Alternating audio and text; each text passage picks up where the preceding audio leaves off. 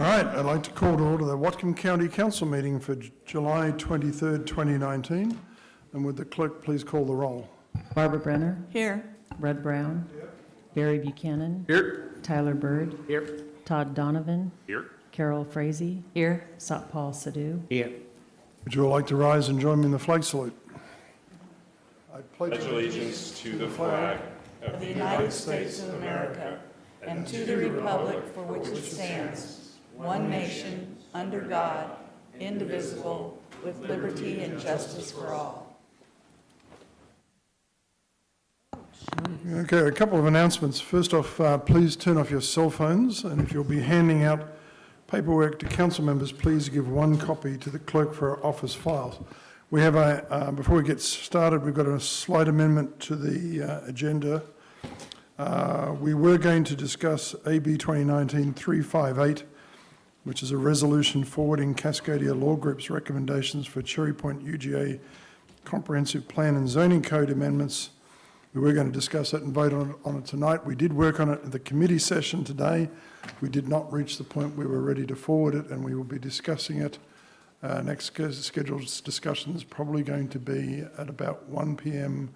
on next Tuesday, July 30th, with hopefully then an intent to vote on it at the next council meeting, which is 2 weeks from tonight. First up is a set of minutes. We have 5 sets of minutes. Do I have a motion to approve? I'll move approval. Second. Ms. Brenner moves approval. Mr. Buchanan seconds. Any discussion? Seeing none, all in favour say aye. Aye. Opposed? That passes 7-0. Next item up is several public hearings. Audience members who wish to address the council during a public hearing are asked to sign up at the back of the room prior to the meeting. The council chair will ask those who have signed up to form a line at the podiums, both podiums, and please line up so that you're ready to speak when that last person is finished. Each speaker should state his or her name for the record and optionally include city of residence. Speakers will be given 3 minutes to address the council. Council staff will keep track of time limits and inform speakers when they have 30 seconds left to conclude comments. When a large group of individuals supports the same position on an issue, the selection of 1 or 2 representatives to speak on behalf of the entire group is encouraged, and when using the microphone, please speak close enough that you can hear yourself on the speakers, as this will ensure that everybody else can hear your comments. We need to do that too. Now, the next 3, we have 3 public hearings for specific issues. You're encouraged to speak on these issues if you wish. If you want to speak on something else, then there will be an open public session after the end of these. Ms. Brenner. Weren't we going to postpone the third item? Because the council was invited out to Sand Lake. I wasn't there this morning. That's a separate two-stroke issue, not the... No, but it still has the other thing in it too. It's not only is in there, it says it as part of the resolution. The wake thing is in there. Did we get the wrong... Mr. Donovan, you were the chair of that committee. What was the decision this morning? We considered this not this morning, but previously, and have a narrowly tailored ordinance only affecting 2 strokes. That was the one that was meant to be in the package. But there was a discussion today about... Right, and we'll talk about that when we do committee reports, but that was about the AIS issues associated with a different class of boats. This is about older 2-stroke motors. But it has it's got it in there as, it doesn't even just say 2-stroke, it says amending it, adding that to the other part, the wake part. I'm reading page 536. That sounds right. And it's the old issue that we corrected and didn't. You don't trust me. You could still move forward with this. We just have to remove that because the correct one was introduced. The wrong one just got in the packet. So there is a one, therefore, that was not what came out of committee that isn't an older version of this. But the introduction item, I'm sorry, the item that was introduced previously that would be up for a public hearing today, which is on page 536. Do we need a substitute version of it, or just that now therefore be it resolved having anything to do with distances was not what came out of committee and was recommended for discussion. It was just I'm just saying it's in there. I know, and that was not. Mr. Bird. Yeah, I was going to make a motion to actually hold this until we have a chance to meet with the community down there and have a conversation about the other topic as well, so we get feedback on both of these issues. In light of the fact that it's in the document and it's likely people have shown up, I think that we should still give an opportunity to speak on it. But it is my intention to ask that we hold on to this until we have everyone. Sure. Brian Buchanan. We can do that, we just leave the public record open. Okay. Fine. Okay. All right, so that'll be the third item, and let's address that when we get to it. So that would be open session, not public hearing then? If we're not. No, if you're going to leave it open, It's scheduled for public hearing. You leave the public. public hearing open. You have the public hearing, and then you leave the public record open, so to take any more comments that we might get from the meeting. But it's still the public hearing. Yeah, for anybody who came from I'm- that. That's fine. Really? Yep.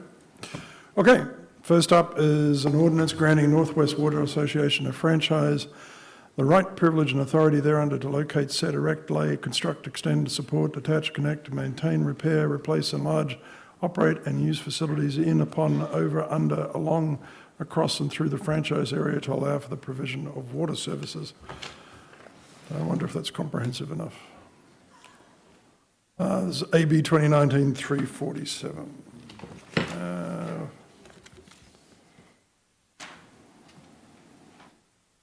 And which we do not have anybody signed up for. Does anybody wish to speak to this issue? Seeing none, we'll close the public session. And was there a staff report? No? No, okay. What's the wish of the council? Move approval. Mr. Buchanan moves approval. Mr. Donovan seconds discussion. Ms. Brenner? Well, like I did with the other ones, I'm going to abstain in protest because these associations are all coming to us to, for another length of time again, and this is the time when we should be doing what we need to do to make sure associations are different than other types of water districts, and we do need to make sure that people in the districts are protected, and we're it. So we can't just pass something and then say, oh, well, we can't do anything about it. Yeah, that you can do something about it. So you've done two already. This is the third one, and it's not right. And it's nothing to do with the association. I've never heard a complaint about this one ever, unlike one of the other ones. But the problem is this is our time to be able to make them all the same. And, yeah. Further discussion? Seeing none, would the clerk please call the roll? Barbara Brenner, Abstain. Rud Browne, Yes. Barry Buchanan, Yes. Tyler Bird, Yes. Todd Donovan, Carol Frazey, Yes. Satpal Sidhu. Yes. That passes 6-0 with Ms. Brenner abstaining. Next item up is AB 2019-377, ordinance amending the Whatcom County Code, Chapter 16.30, entitled Lake Whatcom Stormwater Utility Funding Mechanism. And Mr. Stoiker, do you have anything further to comment as a staff report? Gary Stoika, Public Works. I think council's familiar with this topic. I do have a small staff report if you want me to, or if not, whatever you If choose. there's any additional information you want to provide? No new additional Okay. information. Is there any questions for Mr. Stoiker? Seeing none, thank you very much. With that, I will open the public hearing. If anybody, I now have the following people signed up, which is Art Hyatt, Krista Rome, Laurie Weiss, Mike Kaufman, to speak on this particular issue.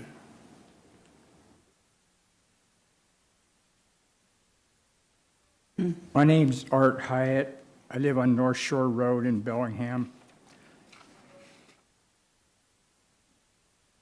Over 20 years ago, the city and county signed a joint resolution proposing to reverse the deterioration of Lake Whatcom.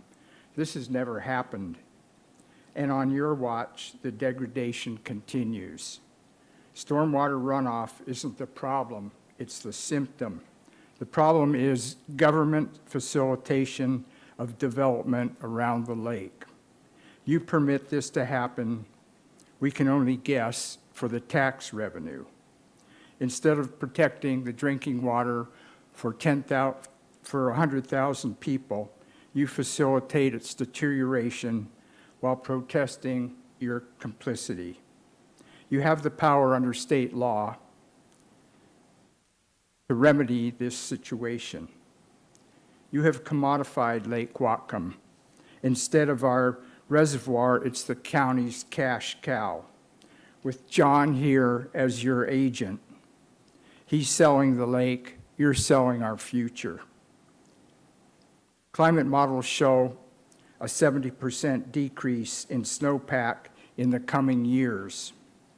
The disappearance of the Deming Glacier will mean less flushing action in the lake from the Middle Fork diversion and competition from other users like farmers and fisheries.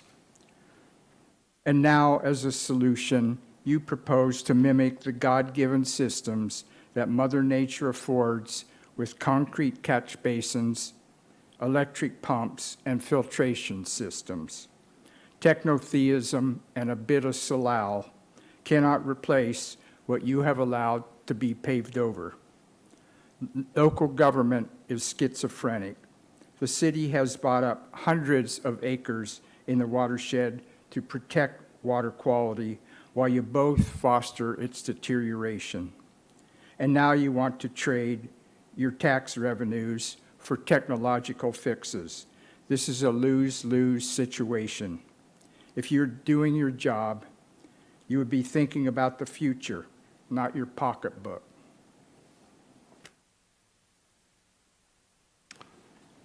Krista Rome, Laura Weiss, and Mike Kaufman. Good evening, council members. Krista Rome. I'm here tonight on behalf of Resources and our membership to speak in support of the Lake Whatcom stormwater utility rate structure. This effort has been a long time coming since the council included language in the 2016 comp plan to look at a fair and equitable funding mechanism to protect and restore Lake Whatcom from excess pollution. Lake Whatcom Stormwater Utility Committee met publicly for over 9 months to carefully consider what the rate structure should be. And we at Resources think that they did an excellent job looking at the possible options. While the council amended the rate structure slightly to remove the inflation factor, we think the core equity components remain, which are to charge based on impervious surface and to include options for rate reductions for those who minimize their stormwater impact. As a county resident, I also know folks in the county and the other parts of the county will appreciate a dedicated fund for Lake Whatcom to reduce the strain on the flood fund, which should be prioritized for flood projects and other surface water needs. The average cost for year one of the stormwater fee will be about $5 per month added to someone's tax bill, and in 2021, when fully implemented, it will be around $10 per month. And we hope that others will see the value in protecting, restoring the drinking water source for 100,000 of our fellow community members for $10 a month. This is a bargain compared to what City of Bellingham residents pay for their own stormwater fee for the lake. So also wanted to mention that during our door-to-door outreach in 2017, which I conducted the majority of, the vast numbers of those that we spoke to expressed a desire for bolder, quicker action on Lake Whatcom. They wanted to see both the county and the city spend more money on prevention so that we didn't have to keep paying higher and higher costs for higher tech water treatment solutions. This is a very common sentiment out there in the community. It's more expensive in the long run to do the treatment than the prevention. So along those lines, we're happy to see a significant percentage of the stormwater utility fee allocated for expanding the homeowner incentive program and for education and outreach. We do believe strongly that much more work is needed to address impacts from forestry, motorboats, poorly vegetated buffers, and future development, but consider this to be a very important step. And we hope to see some positive momentum on Lake Whatcom this evening through your approval of this rate structure. Thank you. Okay. Good evening. My name is Laura Weiss, and I live in Bellingham in the Sunnyland neighborhood. My husband and I moved to Bellingham about a year ago from Portland, and I admit that we were a bit shocked to learn that our source of drinking water is a lake that is inhabited by lots of people that are allowed to drive and boat, and that there's lots of, well, that logging is still allowed in the watershed. Especially since we lived in Portland, where our drinking water supply came from a place called Bull Run, which was fully protected. That watershed was so protected, you weren't even allowed to go hiking in it. And I really appreciated living in a place that did such a good job protecting its drinking water. I'm here tonight to support this stormwater utility rate, but I want to address some other issues that the last two speakers have also spoken to. About 4 months ago, I attended the Lake Whatcom Management Program Annual Joint Council and Commission meeting. And at that meeting, I learned a couple of things. I learned that, as you already know, the Department of Ecology has set a TMDL for phosphorus that says we have to reduce about 3,000 pounds of phosphorus per year to meet that TMDL. I also learned something else interesting at that meeting, that recently we, the government, I'm not sure if it was city or county, spent $500,000, $500,000, to eliminate 14 pounds of phosphorus from the lake. 14 versus 3,000. I did the math. At that rate, it will cost taxpayers about $112 million to reach that goal of 3,000 pounds. So I would argue that we need to do much more to prevent pollution and not just treat it. And that will be much more affordable for everybody, especially since we're all talking about affordability and housing affordability in our region. The proposal, as I understand it, will mean that citizens in Lake Whatcom will pay $10 a month once the fee is fully phased in, which seems like a bargain since I, as a city resident, am paying about $90 a month for my city water and sewer bill. The proposal in front of you tonight is a small step forward to address the issues that the lake faces, but much more needs to be done to continue to address the ongoing threats to the lake: development, boats, forestry, pesticides. And in fact, it's worth mentioning that a survey of residents in the city found that 81% feel that it's extremely important or very important to prevent further development in our watershed. Thank you. And then if there's anybody else wishes to speak on this issue, please line up after Mr. Kaufman. Mike Kaufman, Whatcom County.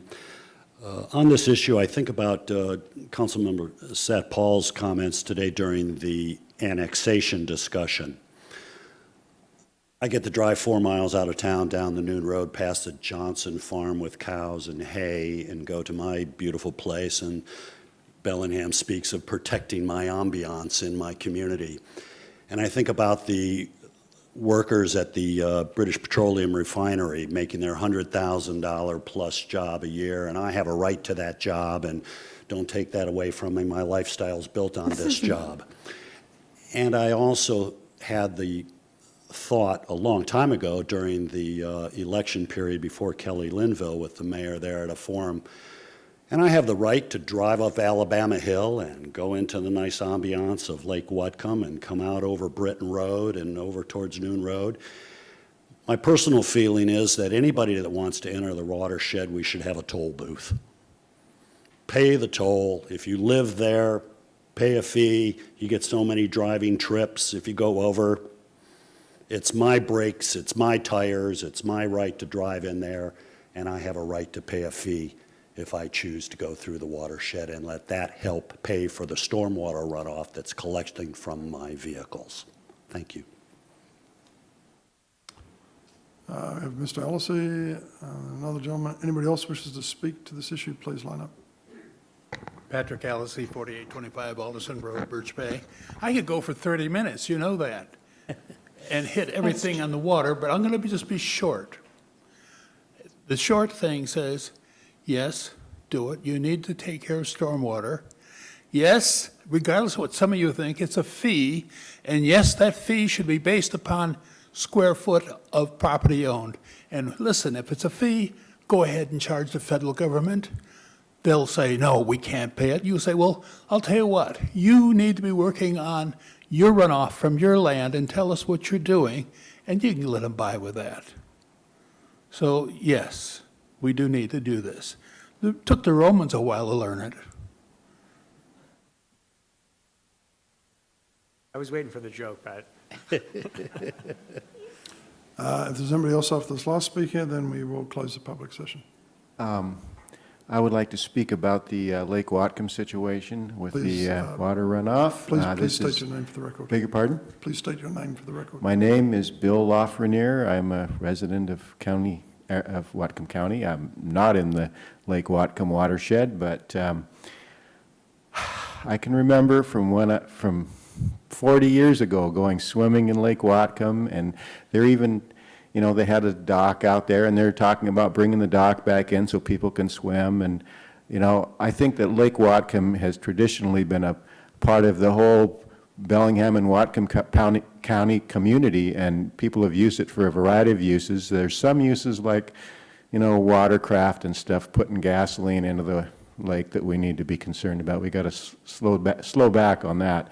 But as far as water coming off your roofs and stuff, come on, people. The water that comes off your roof really isn't that contaminated. I think there should be more of a concern about sewage transfer station leakage and overflows, and the contamination from maybe people that are near streams within the watershed with faulty septic tank systems. I think that what the lake has in it as far as microbial growth is maybe growing off of the material leaking down from way upstream from where the water originates from. I was a miner at one time, and way up at Wells Creek, which feeds into the Nooksack, you can't hardly wade in that water because all the microbes and stuff in there will eat your skin away. This contamination is coming from way upstream, and I don't think there's anything that any of us can do to stop it. I think what we need to do is focus on filtration systems at the point where the water is drawn for the city. Thank you. Yeah. Anybody else wish to speak on this issue? Seeing none, I'll close the public hearing. What's the wish of the council? Move to approve. Mr. Donovan moves to approve. Mrs. Buchanan seconds. Discussion. Ms. Brenner. Well, it's interesting. I could pick out a bit of every single person who spoke that I agree with. And for all that put together and some other things, I'm completely opposed to this. What really gets me is that this is, it's not about punishing people. It's not supposed to be. That's why I don't agree with you, Pat. I do think it's a tax. If people can make their property a net gain in the watershed rather than a net problem, they shouldn't have to pay any fee at all. And you want to put tolls on the streets? That's a whole different issue. That's what gets me. The county transferred, reconveyed, like that term, 8,000 acres of state-owned forest land to the county so the county could puff itself on the chest and say, look what we've done for the watershed. Meanwhile, they've set up all kinds of trails and parks and this and that that are not only attracting more people into the watershed, you can find tourist magazines all over the country. Somebody sent me one from Georgia, which talks about going into the Lake Whatcom watershed for recreation. We're bringing more people into the watershed from the stuff the county's been doing. That's just one thing. The other thing is, it's not even in here that somebody could do, anybody wants to come to my place, you come anytime. I'm a fanatic. I mean, not only, when we bought our place, we're next to a creek, there were all these dead trees, our driveway went like that. We moved our driveway, we planted thousands of trees. We've done all kinds of stuff, and we are a net gain in our watershed because we don't have any runoff at all. If you go to the side of our property and out, which is what we do now, it's straight and flat, it's not down at all. And you just, you should allow people to do things that they can do creatively to be a better steward of the watershed instead of punishing them just because they live there. I don't think that's fair. And the way this is structured, this is so unfair. And it's great for people in the city of Bellingham. Well, I'm already getting charged, so you should do it too. Well, you know, people should, if they make a pollution at all, any runoff, they should pay. If they don't, they shouldn't. And nobody wanted to deal with that, and so I'm not supporting this, and I'm still really upset that we're not allowing people who have very creative ideas and wonderful ways to go get back to nature. We're not allowing that. We're allowing engineered fixes. Whoever said that, I totally agree. Anyway, I'll shut up now. Further discussion? Mr. Donovan? I don't want to, I could take issue with Ms. Brenner. It doesn't have the adjustments and appeals for everything that you were looking for, but this was a multi-year process, if not going back even before that, that brought a committee of people together and a lot of staff folks who are here to hear what residents in the watershed were interested in. And at the end of the day, there is a section for charge adjustments and appeals for rainwater harvesting, for having systems, natural vegetation in place. But, you know, I don't think we'll ever agree that it's going to have the exemptions that you're looking for. But I just want to thank, I mean, I can echo what some people said here, but this has been a long time coming. It commits the county to accelerating the work we have to do to comply with our TMDL and maybe take the 50-year plan that we're on to make a little difference with the lake and speed that up a bit. But I just want to, because the committee members who've been involved with this put in a lot of time, Nancy and Skip and Nate and Todd, not me, another Todd, and Larry, and they've been coming to lots of meetings. I don't see them here right now, so I just want to make sure that they get a shout out and a thanks for all their work on this and to the staff that's been involved with this. But it was months, if not years in the making. I think a lot of compromises went into this, and I very much support it. Frazey? Yes, I also wanted to thank everyone who put work into this, and also that you could have done like one footprint, one charge for everyone, but they made it more equitable by giving it 3 footprints and different charges. So I thought that was a fair, a kind way to spread the fees and make it more equitable. So thank you. Ms. Brenner? More equitable doesn't mean equitable, and it's not equitable. And I disagree with both you and what Councilmember Donovan said, because you're right. Probably most people wouldn't do what I did, but some people would, and some people should be allowed to do that. And if they're not creating the problem just by being there, you want to put up toll roads, talk about toll roads. Then everybody, those people, all these people coming from all over the country and other countries to go into Lake Whatcom watershed, now that we've created this major, huge park with trails and all this stuff, go there. But people should be given an option. And that's all I'm saying. Otherwise, charge them. I don't care. But they should be given an option if they can show you that they're a net gain in the watershed rather than a net problem for water quality. That should be allowed. That would be an incentive. We keep talking about we want to incentivize people to do the right thing. And giving them a little discount is not the same as those who make the problem should pay and those who don't make the problem shouldn't, period. Further discussion? Seeing Mr. Bird, I'm fine. Oh, okay. You want me to, I could talk more. Oh, yeah, I thought we were tied, so. Would you gentlemen stop being so polite and tell I me to talk? Yeah. I couldn't understand for a while why Barbara kept making the argument about this being a fee versus a tax, and I kept kind of trying to push her along and be like, well, I mean, I didn't see the value in that part of the conversation. And now, after our last meeting in which we kind of reviewed this and saw it, in my opinion, again, kind of pushed through without allowing for more conversation about it, I've had some more time to think about it and kind of look at it. And I do think that she's right. I do think that this is a tax and not a fee. Whether that's important to this ordinance and whether it passes or not, I don't know.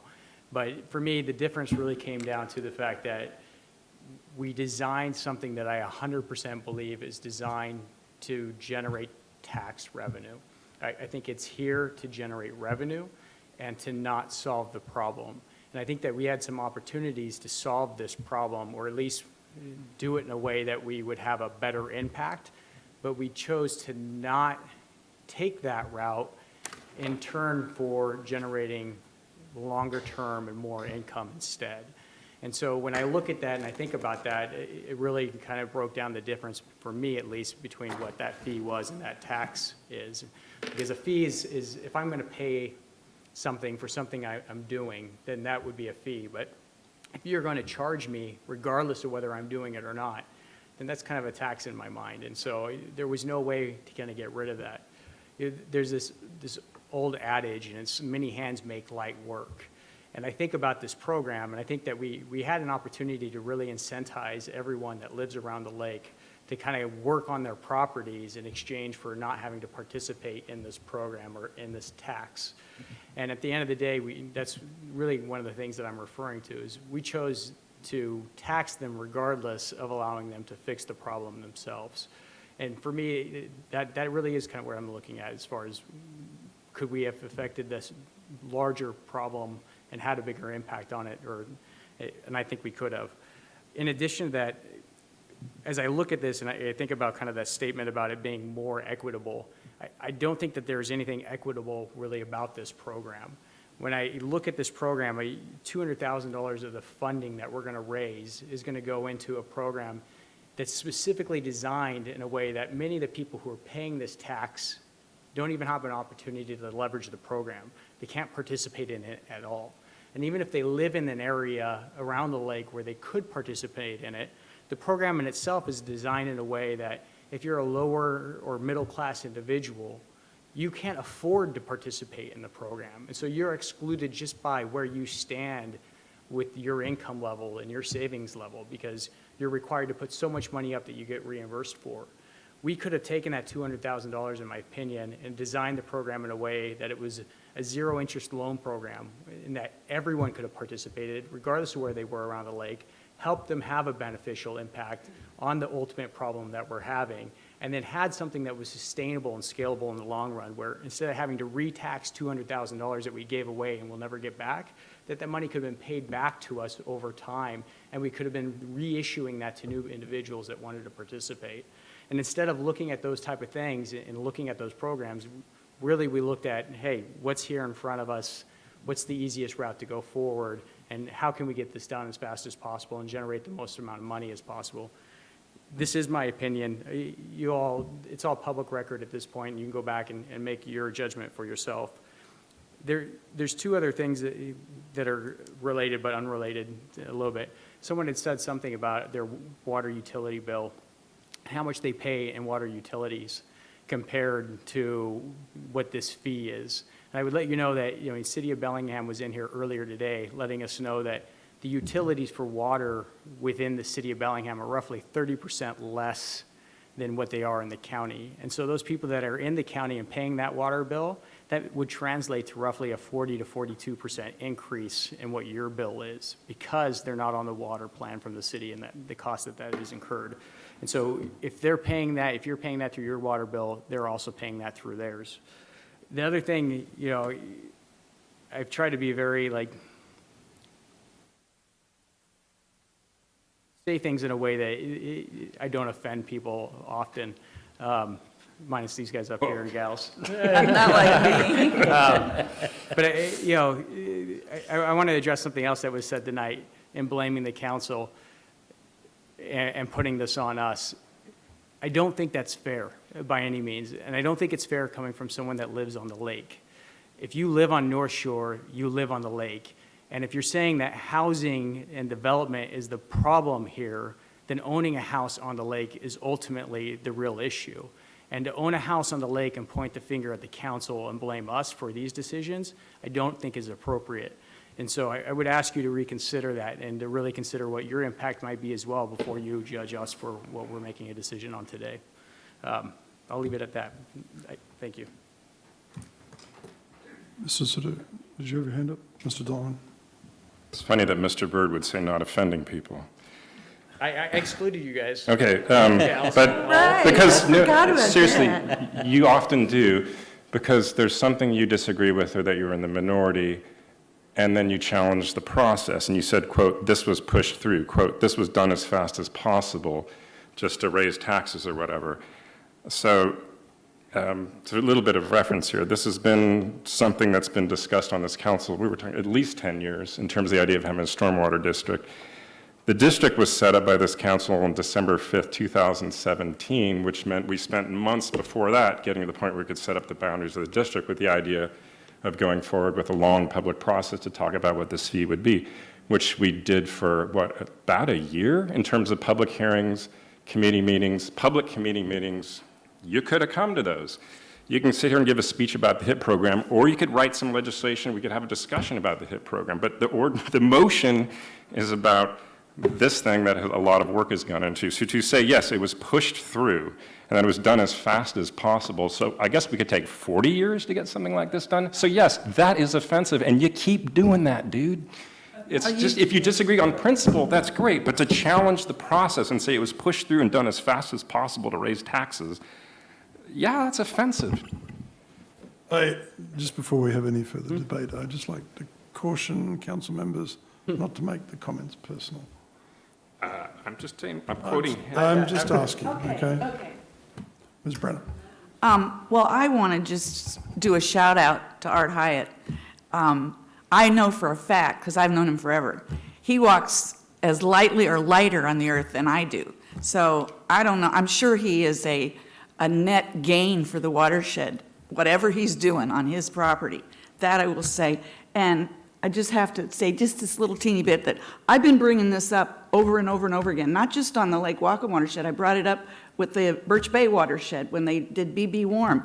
Every time, I want people to pay for what they do. I don't want them to be charged for what other people do, and they don't. And I'm looking for incentives. And what really got me is when I did bring this up, I was told, oh, that would be too complicated. Well, I don't think it would be all that complicated. I'm not a scientist or an engineer or anything. And I figured it out pretty easily myself. And it took me time, and I did it. And I don't have any sympathy for this, oh, it would be too difficult. Maybe sometimes doing the right thing is a little more difficult, that's all. I'm not against charging people. I'm just against charging people who aren't doing it. Mr. Sidhu. I just wanted to bring out just one little item because we can go on this discussion like we have done that for a few months. One of the point of equitability and the point of that when if people are doing it, then they should not be charged. We did discuss this. Not only discuss this, we spent a lot of time on that. What happened is, and I just reminding Mr. Bird as well, that its annual fee is $120. But if to distinguish two people, because it's always Me Too clause, but this is, I'm just relating to the discussion we had. The discussion was if somebody says, I am doing work on my property and I am improving on it and that it does not make any impact. So there must be some criteria to do that. You can't just raise your hand, say, I fixed my property, I can do that. To set up that criteria and have a third party come and verify that criteria. And that verification could cost $1,000 or $2,000. So, and we calculated that day, that's like for 15 years of paying that tax per se. So we did discuss this. And you actually voted yes after listening to that argument that a lot of times we have good wishes to do things in a certain equitable way. Is it practical to do that? So that's what it is. And that's what it came down to. And saying it that, oh, we did not do that, we had a lot of different ways to do that. All different ways of doing that were overly burdened on people. And this was found to be at least a step in the right direction, and that's why we came to this conclusion. Thank you. Ms. Brenner. Well, actually, oh. What? I'm just waving at the chair, so maybe he'll, next? Okay, he's next. I have to disagree a little bit. I agree, you know, if somebody wants to pay for it, yeah. I didn't pay for any of it because what I did was I went to Nooksack Salmon Enhancement Association, had Daryl come out, and he helped me figure out what to do. And he said, pace yourself, Barbara, it's going to take you years. And I had it done in 6 months because I'm obsessive, I admit that. And not everybody would do that. But if they would, we have organizations here that can help people without it costing them a bunch of money. So there's ways to do it. We have 100,000 Barbaras in our county. Well, I'd show anybody how to do it. Mr. Bird. Thanks. I'll address two of the points. One is the burdensome, and then I'm done. But I think it's one thing to say that something's overly burdensome and for us to assume that and just to kind of pick out of thin air what the numbers are that we anticipate that it would cost someone to figure these things out without really knowing. I think another is to look at something and give people an opportunity and allow you as individuals to decide for yourself whether it's economical for you to do. And having the opportunity, I think, is worth a lot more than us deciding for you whether or not it should be allowed. And that's what I really wanted to see is that we give you the opportunity as homeowners around the lake to make that decision yourself and decide for yourself. And if so, and you choose to go that far, move forward to have an impact on the lake as well as your tax dollars. As far as the process goes, I'll let you guys decide for yourselves. It's an open process, and you can go back and see. But what I will tell you is that there was a number of meetings at the watershed committee meetings that we have. And during those meetings, if you listen, you'll hear me make the argument that we didn't need more presentations from staff telling us the exact same thing that we've heard and 0 time to talk about it, or 5 minutes to have a discussion about it. We needed more time to have a discussion about it. And staff does a wonderful job, and they give great presentations, but we needed more time to discuss it. And we didn't take that time in those committee meetings or enough time. Instead, we said, hey, we'll hold a committee of our own to have that conversation, and we'll take the time then. And we had one committee meeting after that here that we discussed those options. And instead of actually having and allowing for more conversation and the ideas or working through different ideas, even though we had 2 months before we really had a deadline on that, it was made a decision just to move it along, in my opinion. And so there was more questions that I had. There was more things that I wanted to talk about. And instead, we closed the conversation down that day and said, no, we're going to vote to approve it. And that's what I was really frustrated about. And that's exactly what I'm referring to when I say, hey, we're moving along. Committee is one thing. Committee doesn't get paid. They're not elected to do this. They get to advise us. And a lot of those committee members, when you talk to them, will tell you that they felt like they didn't have an opportunity, that they were going to be given an opportunity later to have input or be given an answer or to discuss issues. And then that opportunity never came. And so for us to point back at that committee and say, hey, here's all of our public process, and we should just approve it, I would come to the council and ask the council then, if all we're going to do is approve things that are coming through committee based on what they said, why are we here? And why do we vote on these committee items at all? Why doesn't the committee just approve them and leave it at that? They come to us for a reason, in my opinion. And when we don't take the time in this council to review those and talk through them and decide on the impacts and give each other, everyone, regardless of whether we agree with their view or not, the ability to have a say and conversation about a topic and discuss it thoroughly, then that is a rushed process and it is not transparent. And that's why I keep coming back to this. I'm not harshing on, I hate the environment. I'm not harshing on I'm pro-oil or any of these other things. I come back to the exact same things every time. I want more conversation about topics. I want more transparency in the government. And I want us to do what I believe our citizens in our community have asked us to do with how we approach issues. And that's what I say every single time, and I'm saying it this time too. Again, I'll leave it at that, but you can all listen and decide for yourself because it is public record. And I do honestly feel like that's what happened, and I'll stand by it. So thank you. Ms. Frazey, and then myself. And I would like to encourage everyone to go back and listen. I've been on council 8 months now, and we had many meetings on this and many opportunities also to, if we had any questions, we could contact Mr. Stoika, send him an email. send him any ideas we had. We had many times where we could do this. I just want to clarify that. So if you do want to go back and look, and this was occurring before I even started. So please go back and look. There's a lot of transparency. So one of the earlier speakers talked about the surprise about finding out that our water supply is also a residential development, and I have to admit that was one of the first things that struck me when I first came to Bellingham 25 years ago. I didn't believe it when I was told it, because everywhere else I've ever lived, the watersheds are areas where if you don't have feathers, you don't have an entry pass to get into them. This community, probably, my guess is maybe 80, 100 years ago, made the decision to allow development around Lake Whatcom. If I believe correctly, at the time, Lake Paddon was the drinking water source, and it was then shifted to Lake Whatcom afterwards. But the problem is we have development around the lake. I personally pay flood control zone tax for property I own, and none of the properties I own are likely subject to being flooded. Yeah, it's a tax, but it's a flood control zone tax authorised by the state legislature. I know, this is called a fee, which it isn't. And I pay stormwater fees to the city of Bellingham. Now, I think the fact that we distribute the load of providing for the capital costs and the maintenance to reduce the phosphorus load and the pollution in Lake Whatcom should be shared more equitably, and that's what I believe this does. Did you have your hand up, Ms. Brenner? Yeah.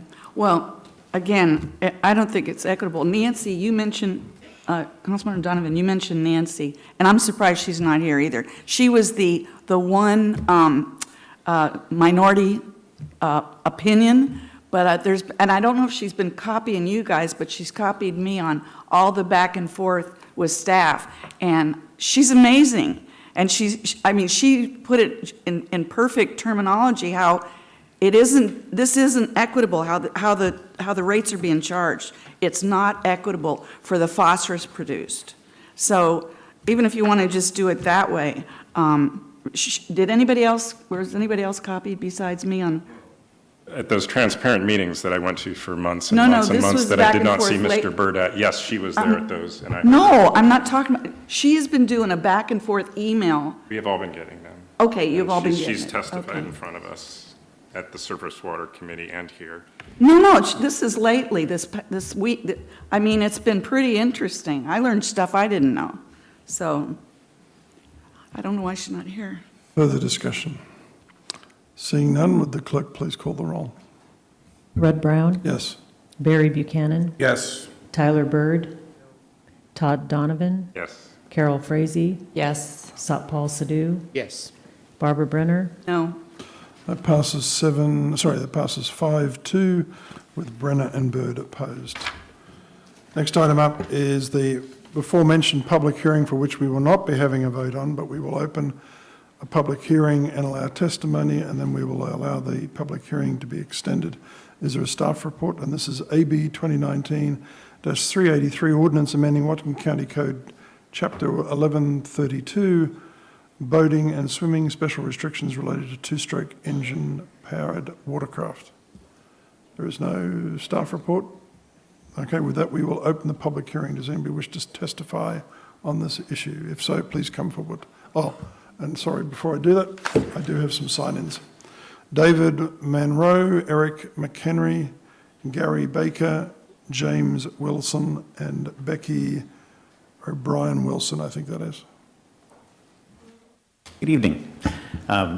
Thank you for allowing me a chance to speak on this. My name is Dave Morrow. I live at 16 Greenpoint Road on Lake Samish up on the north end. And with regard to the two-stroke engines, all we're asking for is the same protections that were granted to Lake Whatcom many years back. And it's my feeling that if we're not to be granted the same protections, then there should be a logical argument as to why our drinking water it's okay for it to be dirtier than the drinking water in Lake Whatcom. I know of no argument Lake Samish is a smaller lake. It is a shallower lake. It is a lake with a water column that is much more affected by benzene accumulation through two-stroke engines. And I think it's entirely reasonable to grant the people who take their vital drinking water from that lake the same protections that have already been given to Lake Whatcom. Thank you.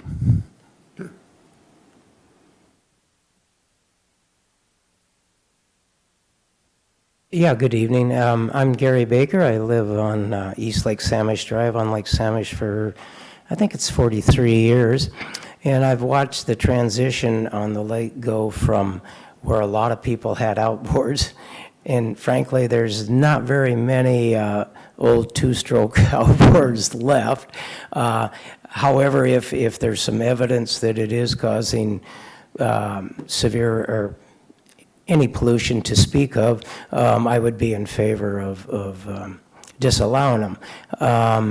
I think, you know, the part of the problem is that, you know, most of the people, first of all, I was going to say is they have gone to inboards, Mastercraft and ski nautiques and so forth, and you don't see many of the old outboards that you used to see. The few that are left, unfortunately, some of those are owned by senior citizens that one of them I spoke to today that he's been on the lake longer than I have, and he said it was going to cost him $9,000 to replace his motor. He's on Social Security. I don't think it's going to go well. So I'm just asking that the council phase it in like they have on other things and at least give people maybe 2 years time to figure out how they're going to pay for a new motor. It's very difficult to buy a used four-stroke motor because they want you to buy the boat and the trailer as well with the motor. So in four-strokes, relatively speaking, haven't been out that long. I think it's good to have the four strokes.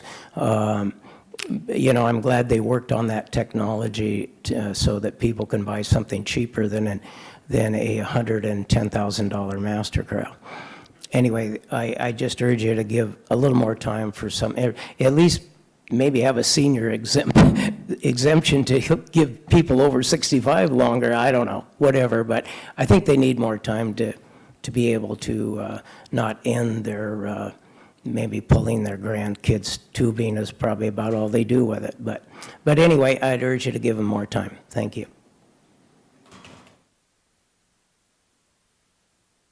Good evening. My name is James Wilson. I'm also down from Lake Samish. I'll give the clerk the one I'm reading off of when I'm done. So a little bit ago, we were discussing pollution and storm runoff from Lake Whatcom in the watershed there. This is a little more straightforward. This is gasoline poured directly into Lake Samish, another drinking water source. There's just a few pages here from Boat Notes, a handbook for boaters in Lake Whatcom put out by Whatcom County in the city of Bellingham. And this was developed partially with county staff, revised in, you'll see, 2006. Now, this is a 35-page document. I didn't give you all of it.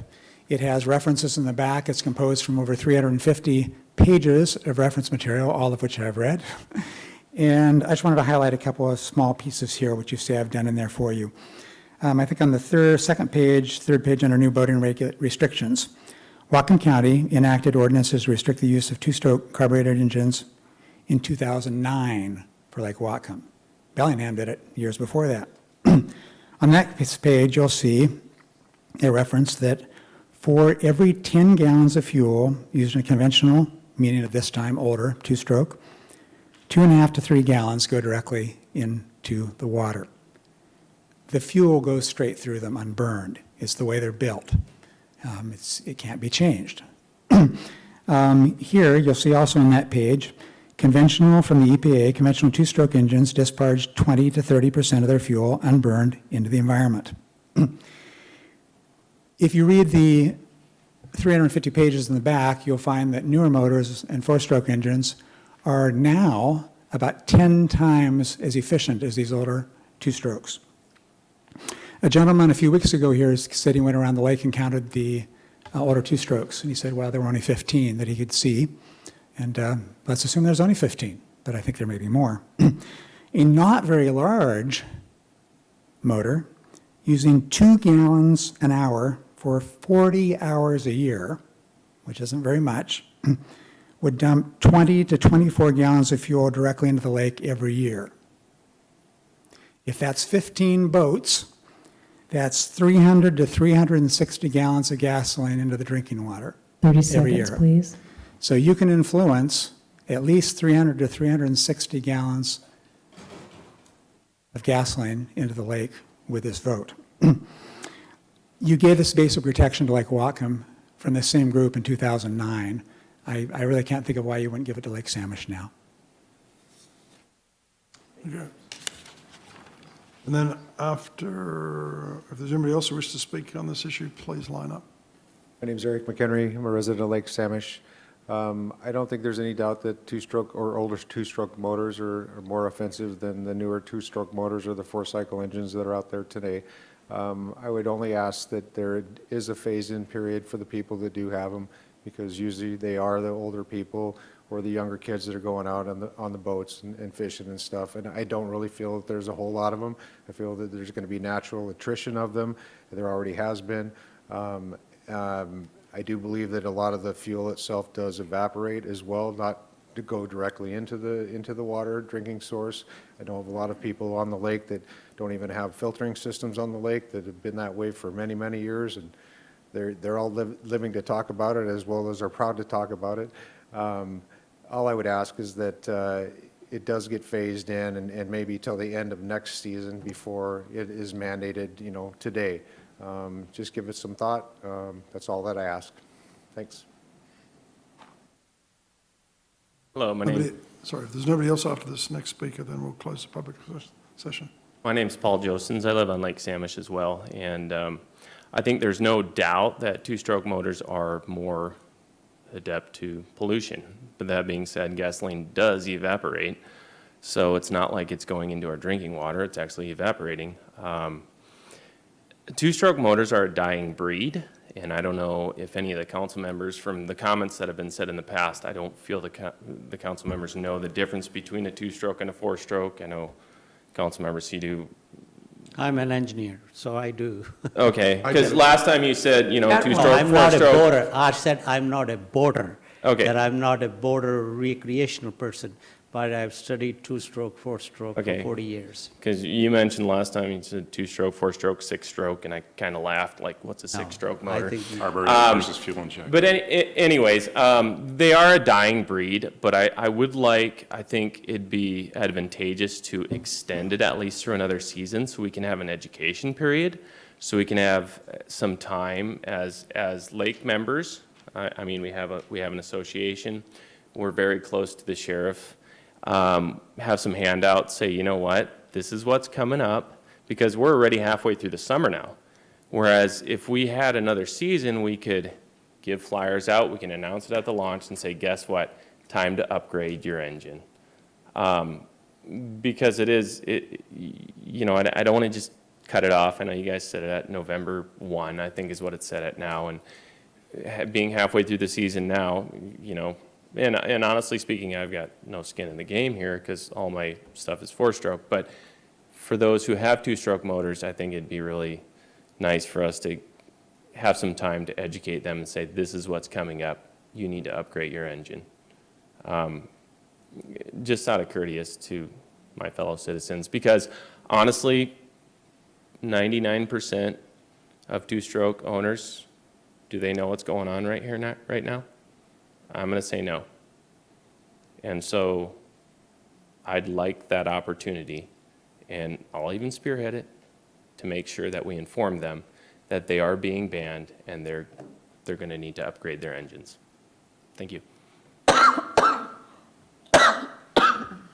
This will be our last speaker. Becky O'Brien Wilson. I live on Lake Samish, and my only concern is that it has been 13 years ago since the city of Bellingham recognized this issue for drinkers of the water of Lake Whatcom. 10 years ago, the county recognized that and gave Lake Whatcom water drinkers a certain amount of protection that was never granted to those of us who drink water from Lake Samish. I think that it's time to give us that protection. I think if this goes into effect in November, people can be informed and they can, by next boating season, have moved forward with their engine replacements. So I would encourage you not to just keep dragging this on, but remember that we have been without that level of protection that Lake Whatcom constituents have had for 13 years. Thank you. Okay. That'll close the public session, and we will be extending the public session for further testimony later on. Mr. Donovan. Do we have to vote on that, or we just kind of did a head nod that works? We're extending. Well, we can have a vote if you wish, but I think... No, I'm happy to, but I just want to, that's good because I was speaking with Steve Hood from the Department of Ecology yesterday, and he did confirm that about a third of the fuel ends up in the water, it doesn't evaporate, and which means you have elevated levels of benzene, which the EPA has as a standard for zero contact in drinking water. And I think people forget that Lake Samish is a drinking water source, and it's got a shallower, people's individual intakes are probably shallower even in the city, when the city and the county were concerned about water intake in Lake Whatcom. We're talking about, a smaller lake with shallower draws. Maybe it's 18, maybe it's 15, we don't know how many motors this is, but that, it would be good to get Steve here to talk about those environmental risks, and then us have a conversation about how soon we'd want to kick this in. But it is a known EPA registered carcinogen associated with the fuel that ends up in the water. Madam Clerk, do you need us to take a vote? Yeah, I got the impression you did. Okay, so I make a motion to hold it. Second. For 2 weeks. 2 weeks, the motion is second. When's that their meeting out there is on the 31st? Is that our last meeting? No. It is? I guess. 7th. So Correct. You want to push it into September? So if the motion is to hold for how long? Well, okay. Well, it was for 2 weeks, but I think it probably makes more sense to do it until September. Other than us deciding on it kicking it when this would go into effect. So we're going to, no offense to people commenting, we're looking for public comment about how carcinogen, or how long we should, how toxic this is, or how long we should wait to ban it. So, I know we need to have a public meeting out there about the wakeboard thing, which I see is separate from this, but again, I'm happy to put it off for 2 weeks to get somebody from ecology to talk about it, but putting it off further than that, I guess I'm not sure what the point of that is. You may make a motion if you wish. I'd make a motion to hold it for 2 weeks. If you don't. Okay, moved and seconded to hold for 2 weeks. Ms. Brenner. Well, I think that's okay, but what I do like is I didn't really hear, there were people who had sort of differing opinions, but not really. I think everybody understands there was just some sympathy, concern raised about people who might, so yeah, I just feel like since people are kind of wanting to similarly to do the same thing, I just want to make sure we don't say in 2 weeks, this is what happens. Okay, we can continue to discuss it, but I think, but I think the issue that I'm hearing from people is like, right now it's written, it kicks in November 1, 2019. That's clearly an issue that we should discuss about whether that's too soon. Yeah.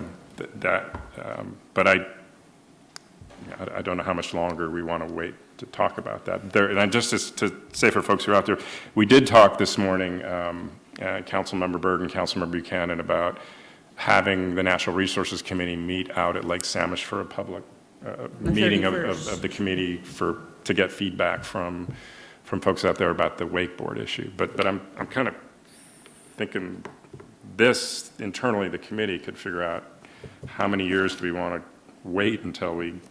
I'm not talking years. I just, didn't we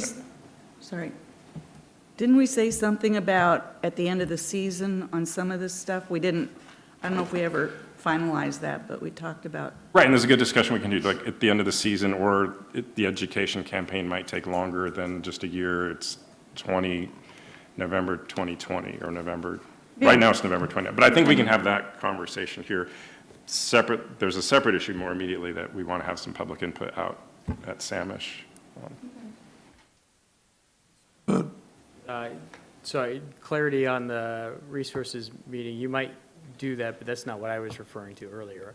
I was letting you know that there is a meeting the community is having to discuss it, where they have their own agenda to set up to discuss it and decide on the points versus listening to us talk about it. So and I think your proposal was to have a meeting here afterwards, or? No, I was proposing to have a meeting out there. Oh, okay. But not the same meeting as the third. Different meeting, okay, all right, fair. They're not mutually exclusive. Yeah, that's fair. So, and I don't disagree. It sounds like everyone is somewhat okay with this, and it's just more about a timing issue. The one thing that I have heard from the group is that they felt like the last time it came up, there wasn't enough communication. And so I want to make sure that they feel like they got that level of communication, especially with how active the outreach has been over this. And so there's 2 weeks or not, or September, really it's making sure that we engage the community better this time. Agree. Further discussion on the motion to hold for 2 weeks. Ms. Can I get clarity on the motion for scheduling purposes? Is it held in committee or committee and council? This committee. This is not a committee. Oh, council. Copyright. So no discussion in committee, just straight to council in 2 weeks. Well, 2 weeks in a day, Wednesday the 7th. Emphasize what happened at that meeting, so. Yeah, I think maybe have it in committee and council. We could do it all on the same day. Schedule it in a committee and then, yeah. Okay. And then that'd be after the 31st meeting. By the That's time what I we was trying to do math in my head, but Oh, yeah, yeah, because well- that's next week, so 2 weeks would be after that. So for clarity, the committee would be natural resources. Yes. Yes, okay, all right. So Thank you. motion is hold hold for 2 weeks to hear in natural resources and vote on in the evening, the full council. That's what I said. Yes, good, I know. But further discussion, seeing none, all in favour say aye. Aye. Opposed, that passes 7-0. Next item up is the open public session. During the open session, audience members can speak to the council on any issue not scheduled for public hearing. Each speaker should state his or her name for the record and optionally include city of residence.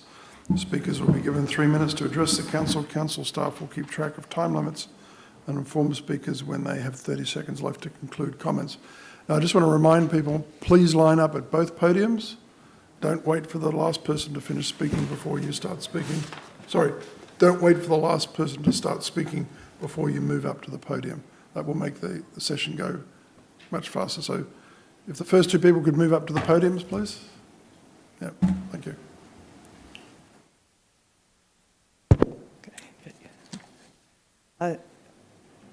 I'm Jan Dietzke. I live in Donovan Avenue in Bellingham, and I'm here also with Amnesty International.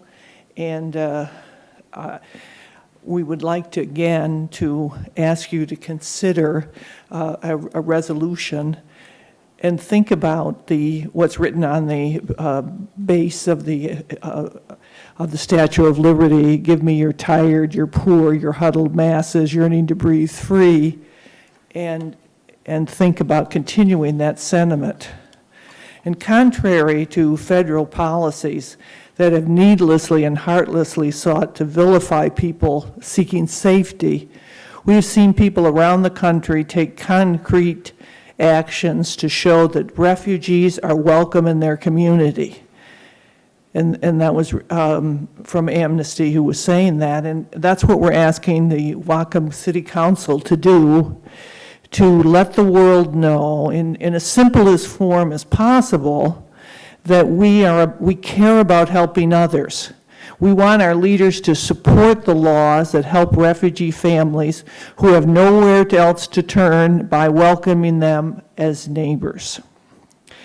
And I really appreciated hearing from Carol Frazey that the council had passed a resolution regarding health protection for immigrant families, 18312A.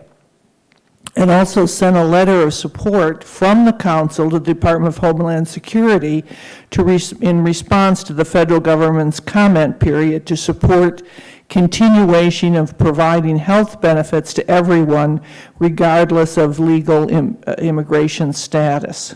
Now what we're asking is that you put on the agenda the supported resolution or as other other counties have done, having other examples of resolutions that local jurisdictions can simply show that refugees and immigrants are welcome in our country.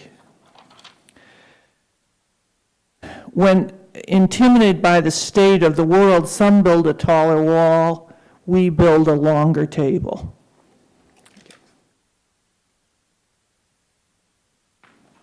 Good evening. I'm Milt Krieger, living just outside the city limits above Lottie Road. I have a 3x5 index card, and I don't think it's going to provoke any discussion among you. Simple point. Some of you are not only longtime county councilors, but you have been on the Charter Review Commission and go back many years when issues of public concern, both for city and county, are raised.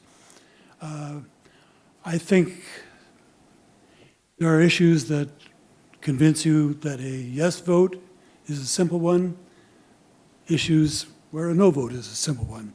There are also issues that are in the middle and can be tough to struggle with and decide upon which way to vote. I think this is one of those issues. Some of you probably believe that this is a matter that deserves to be brought to council, some of you not. But I think there's middle ground on this one. It's a difficult public issue nationally. I think it's an issue that raises legal rights, constitutional rights, human rights. And you know from a letter I wrote a couple of weeks ago how I stand on it. I just want to suggest that you consider whether or not an issue of magnitude for the nation has a forum in a local body such as this so that it can be considered constructively. You face tough votes. It's the nature of what you do. And this could be both a tough issue to put on the agenda and a tough issue basically to vote on if it gets to the agenda. I urge you to put it on the agenda so we can have a public discussion in the proper forum where this community and others like it through the country are debating expedited removals and a whole vocabulary I won't go into. It would be appropriate, I think, for the council to put this on the agenda and ultimately to bring it to a vote. Thank you. Sorry, quick question. Just for clarity, you were referring to the topic, the previous speaker. Oh, yes, excuse me. We have a, okay. yeah. Okay, so thank you. I remembered your letters, that's what I was talking about. My name's Colleen Curtis. I also live just outside the city limits in Whatcom County, and I thank you for your thank you for all the patient work that you do and your consideration for this, as well as all the other issues. And of our request, I'm also with a local Amnesty International group, and but again, we speak for other people as well. There's really an urgency around this for us. We feel strongly that we have a responsibility to protect dignity and fairness and to reject prejudice, to not stand up, to not speak out, allows for hostility towards immigrants and refugees to go unchallenged. So we need to say that it's not, what's going on is not who we are, and the injustices are not in our name. And any resolution or proclamation can be simple, and it can be just a statement. It can be, I guess I can read a couple, whereas we applaud the historic bipartisan tradition of the United States in welcoming refugees in keeping with our national values and respect for human rights.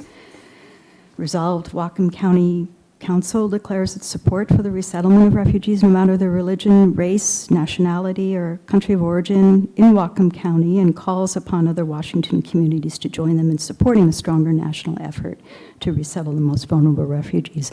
And that's just a suggestion. Again, I'm just imploring, pleading to think about something simple but a strong statement, and statements are important, words are important. Thank you.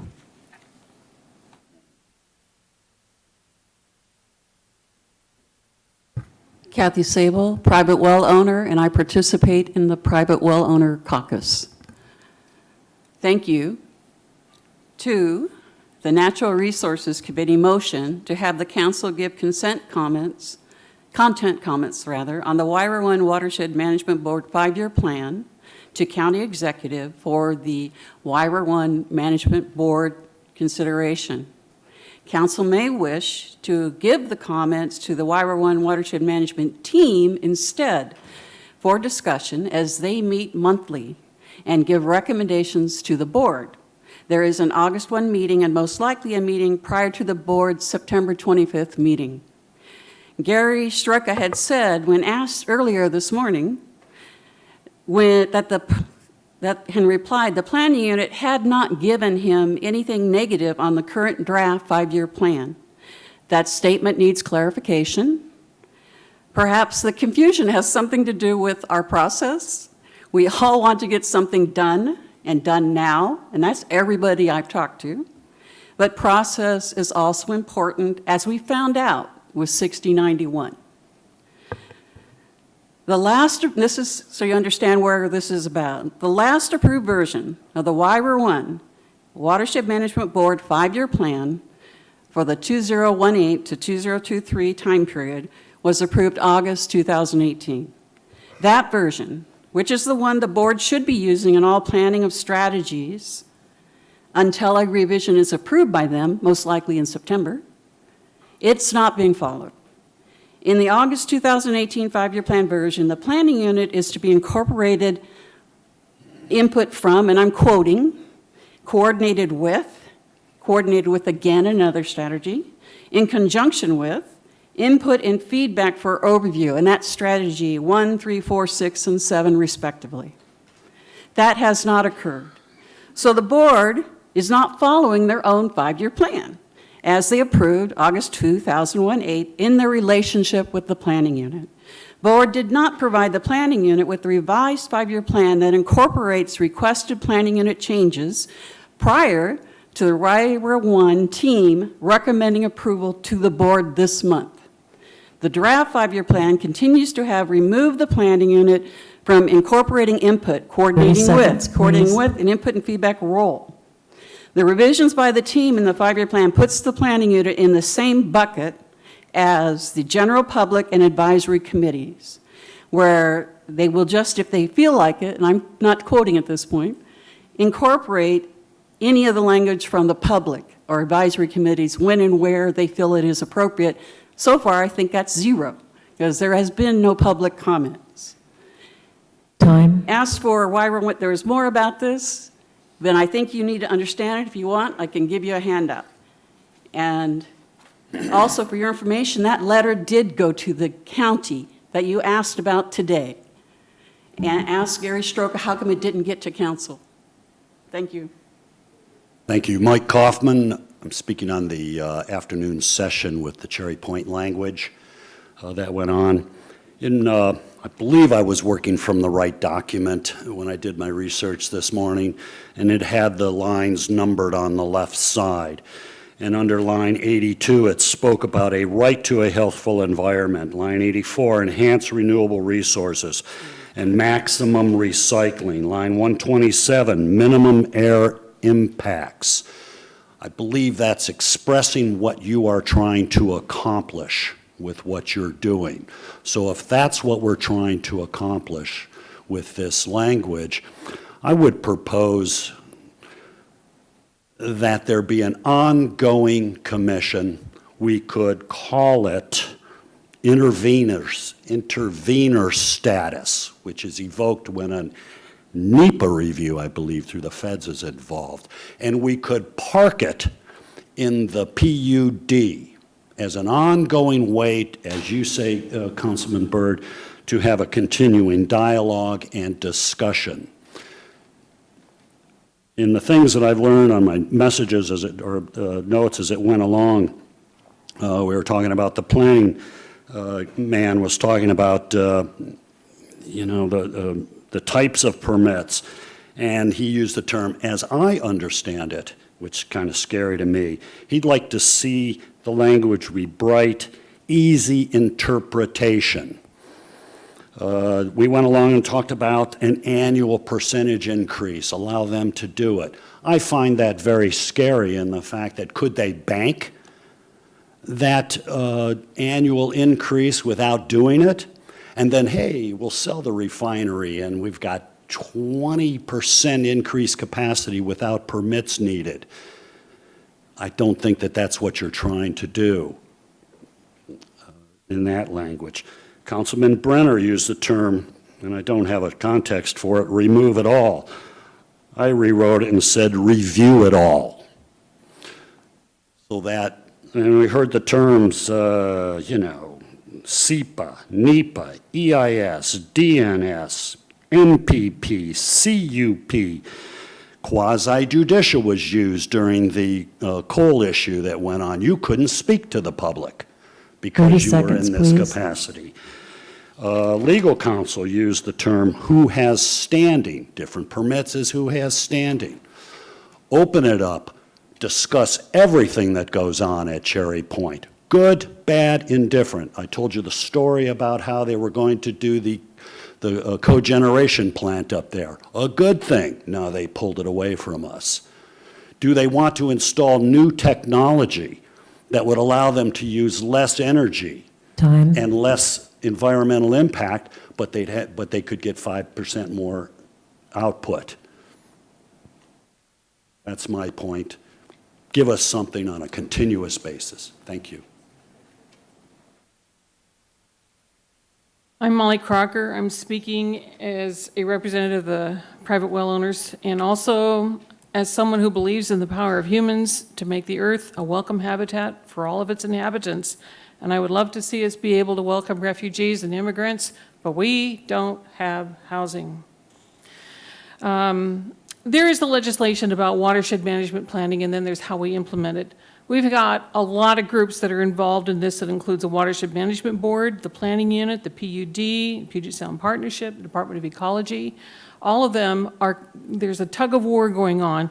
But right now, it seems to be the group, which is the Watershed Management Watershed Management Board, which has the power and the money, and then there's the Planning Unit, which are the people who live and work in the watershed. The legislation said that the people who live and work in the watershed need to be part of the watershed management planning. Why? Because the legislation was meant to ensure that the relevant knowledge would be included in the decision-making process. And frankly, we're being cut out of it. And we're pretty unhappy about that. And what can the council do? The council can actually decide that they will include, that they will not approve a watershed management plan that does not include the citizens who live and work in the watershed in the decision-making process. Please consider that. Thank you.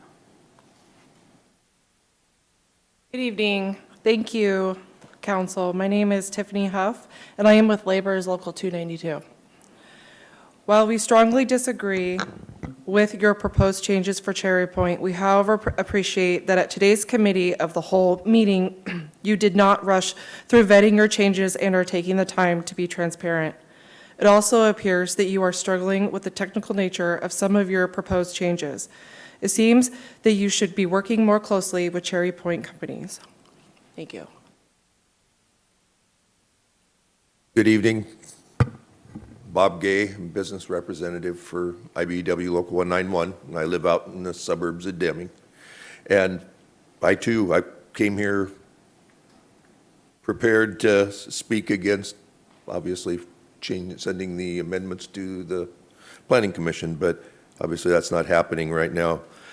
And I just would like you to encourage you, these changes for me, and as I feel reasonably intelligent, and I have a little bit of time to devote to this, it's like trying to read license plates at 100 miles an hour sometimes. I can't keep tabs of the 14 folders that are in your packet for tonight's meeting, what I should be reading, what's pertinent, what's not. There's so many things going on.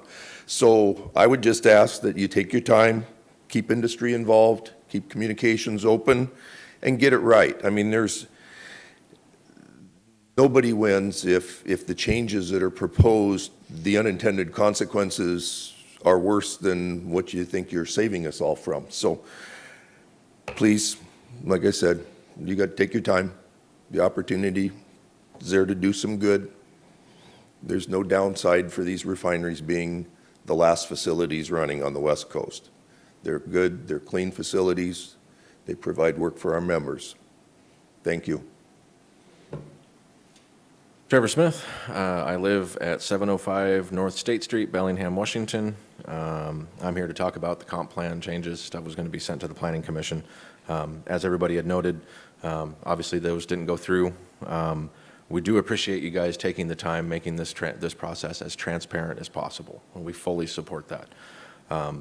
I was here at the meeting this afternoon listening to everything that you guys were going through. Obviously, we have some disagreement on some of this stuff, just even between you guys, and I think that you guys should take the time to work with industry, work with yourselves, and get the language right.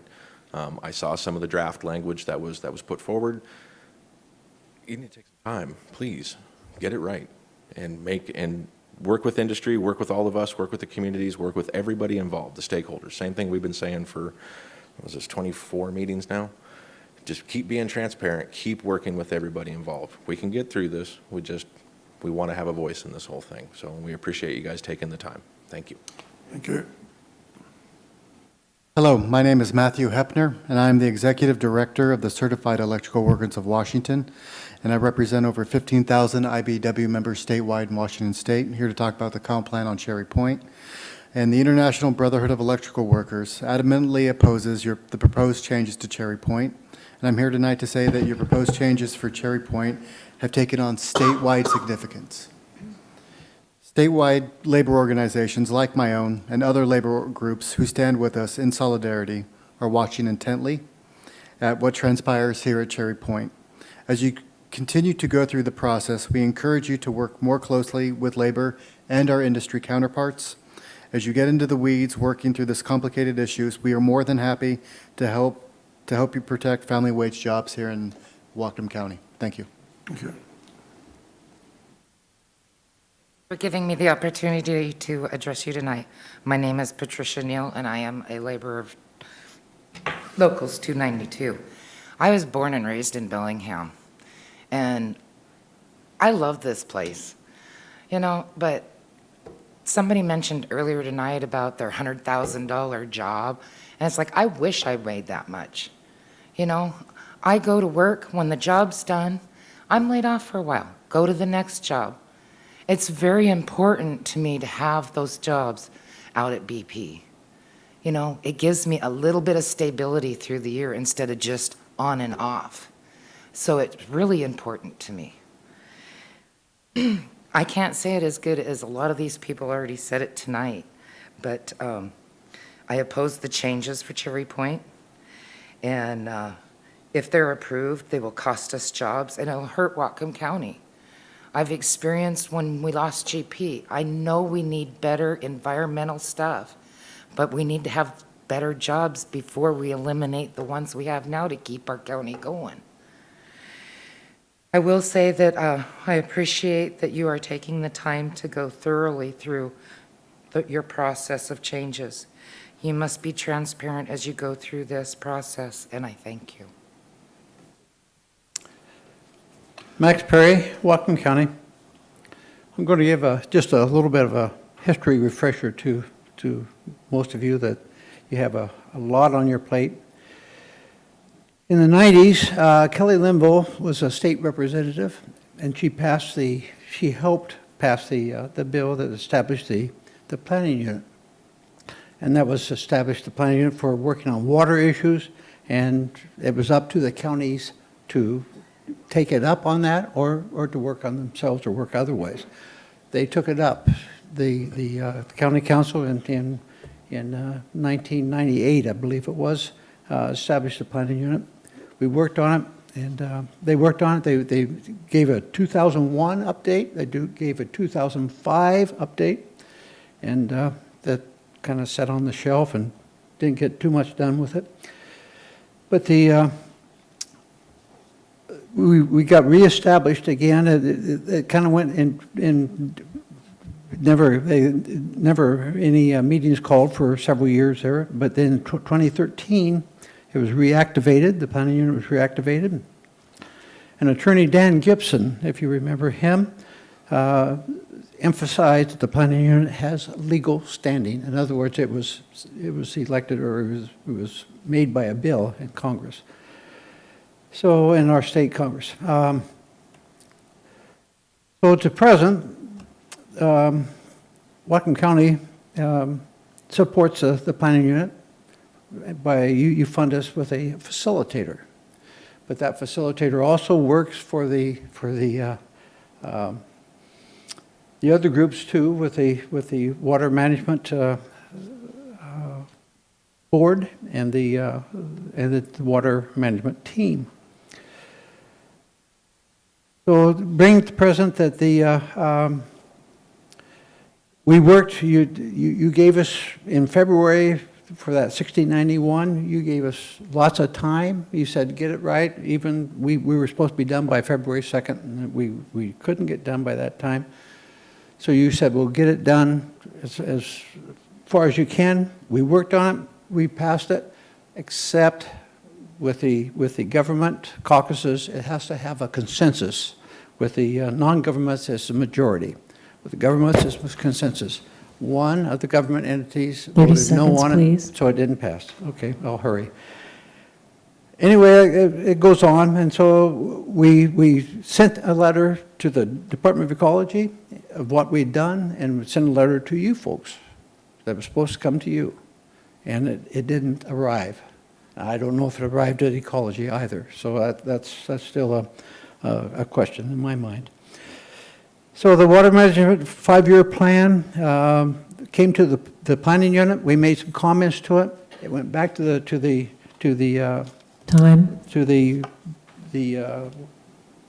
water management board. We haven't heard anything since. Thank you.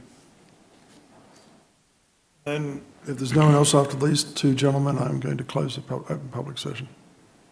Bill Lafreniere of Whatcom County. I wanted to speak with regard to the possible changes out at Cherry Point. I have some ideas for the future of that industrial area. I would like to see a steel mill put in out there, and this steel mill would use some new technology. Would use natural gas burners with supplementing the heat from the natural gas with the heat from burning used plastic, liquefied plastic.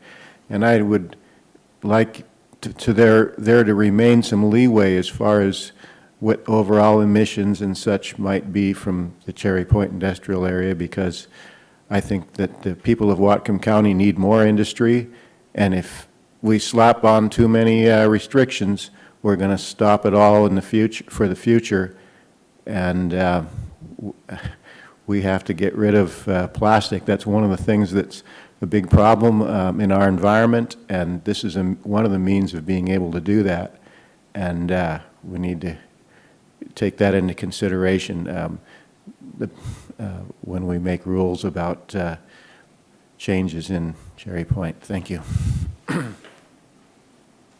Good evening. My name is Rich DeVoe. I live at Lake Samish, and I wanted to speak to you about the unintended safety consequences of AB 2019-306, where we now have the setback for all boats at 300 feet from shore. That's caused a congestion in the middle of the lake. As I mentioned during the prior meeting, I believe that boats that generate a wake, such as someone actively wake surfing, should be pushed out to 300 feet. But the boats, a little kicker boat or a jet ski that's not generating a wake, should be allowed back in to the 150 space that's been historically out there for 50 years, rather than pushing all boats, all watercraft out to 300 feet. If you look at the lane, I'll call it a lane, from 150 feet to 300 feet, that could be occupied by a lot of boats, right? Currently, that lane is closed to boating traffic above 6 miles per hour, forcing everyone to the middle. If you look at how many boats could be placed out there in that lane, that would certainly cause less congestion in the middle. If you look at when someone's actively in tow, either a wakeboarder, wake surfer, or skier, there's restricted space around that boat and that skier. Does anyone have a guess as to how far off the bow someone needs to be? So that's restricted 200 feet forward. So if I'm driving a boat with a skier, my projection is just not the boat, the rope, and the skier. I go forward 200 feet. Any guess how far back from the skier is restricted from any other vessel? 300 feet. 200 up front, boat, rope, skier, 300 in the back. That's 600 foot front to back where no other boats can go. Any guess on how wide? 200 feet. That's half the size of an aircraft carrier. That's the restricted space around the boat that's pulling a skier. If you force all those in the middle, there's not enough room for people to have time to react to a situation. If someone is traveling, let's say a jet ski is traveling 40 miles an hour behind someone being towed, with 300 feet distance, they have approximately 5 seconds to react. If you decrease that distance because the boats are too congested, too crowded, because they're all forced in the middle, then the reaction times get down to a second and a half. Please. Because you have this big half of an aircraft carrier. If it's going straight, fine. You know the setbacks. When it turns, the setbacks now go this way. And so you have a jet ski, potentially, or some other watercraft, that's going to cut into that space, and reaction time is literally, if they look to the side, boom, they hit somebody. So we need to open up the lane 150 to 300 for all other watercraft, push the boats that are making the wakes out to 300. Certainly enjoy my opportunity tonight to be able to speak to you. Look forward to the July 31st meeting to share more information. Thank you. Good evening. My name's Dave Morrow, Lake Samish, and I wanted to begin by thanking the council for passing the ordinance that moved the safe zone out to 300 feet and created the no-wake zone. It's my understanding that boaters have organized, and they're understandably unhappy about this. I don't blame them. The situation was working pretty well for them before this, and any encumbrance to that is not likely to be welcome. But I would like to remind us all the reasons this was done. And first state that it's not a popularity contest. I've been told that those of us who are happy with this change are in the minority, and frankly, I wouldn't care if I were the only one. I think the principles of logic and indeed law favor what was already done.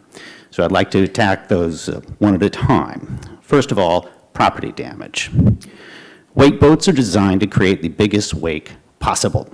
The manufacturers brag about how big a wake their boats create. Their video promotions show people surfing on these wakes. Can we say such wakes cause no damage to docks and shoreline?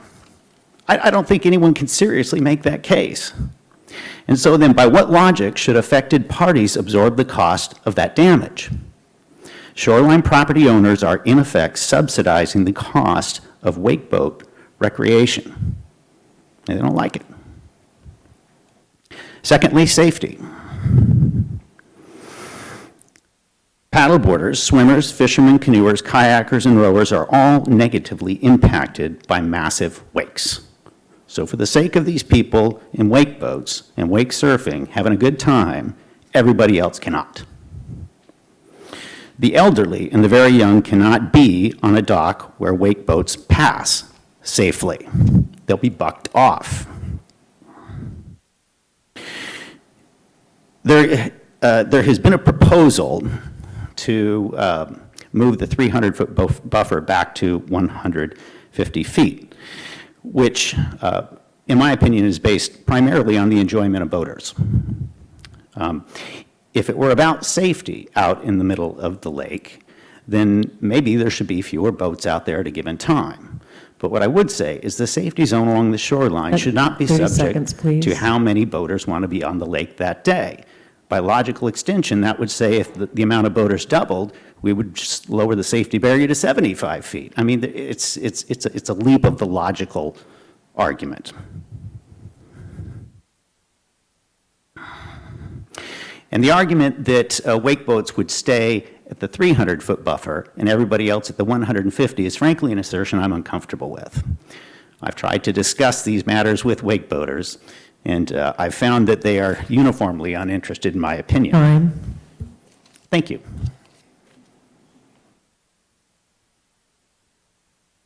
Again, these will be the last two speakers unless someone else jumps up immediately. Good evening, Council. Carol Perry from Whatcom County. I have compassion on how you feel at this point in the day. We rushed to get here this morning because the schedule was changed to 9:15 instead of 9:30, and we've watched as you've struggled with all sorts of issues. Thank you for sticking with it. I'm not a one-issue person. I'm here a lot. I've been following the water issue, I don't know why, for about 5 years. I don't think we've missed a planning unit meeting, a management team meeting, a watershed board management meeting, or a PUD meeting in that time, maybe one or two. And I see the frustration of the PUD commission, and I see the frustration of you, and I see the frustration of the management team, really. The tribes, and a lot of times I feel the same way they do. Nothing's getting done. And the stakeholders aren't being represented. One little case in point, I want to show you what happened. The Watershed Management Board was doing their ILA thing, and the farming community sent a letter, and they said, we'd really like to sit on this board. And you know, the farming community is big. And you know what the Watershed Management Board said? They went around the table, and they said, oh, we love the farming community. The farming community is wonderful. And they went all around the board, all around the table. But they said, we don't really think you need to sit on the Watershed Management Board. So they denied their request. And I think the farmers even organized and into the WIDS so they'd be a government so that they could sit there. But they weren't allowed. And I see that the basic problem with a lot of these things is the citizenry have given up. 30 seconds, please. So thank you. I'll have to make it short. 6091, the drought contingency plan, and the water supply plan illustrate perfectly the chaos in the water system, in the water. And the best comment that you made today, why isn't there one process? Why isn't there a comprehensive place for water? Time. A woman that can't speak. Thank you. Thanks, Carol. Eric McHenry, I'm a resident of Lake Samish. I want to thank you all. You've all been personally invited to the July 31st meeting out of Lake Samish Fire Hall to discuss the issues in regarding to the safety and the new ordinance in regards to the distance from shore for different types of boats, as well as the no-wake zone down near the bridge. I echo what Rich said as far as safety. That is true to form as far as the footprint that each boat takes in account on the lake.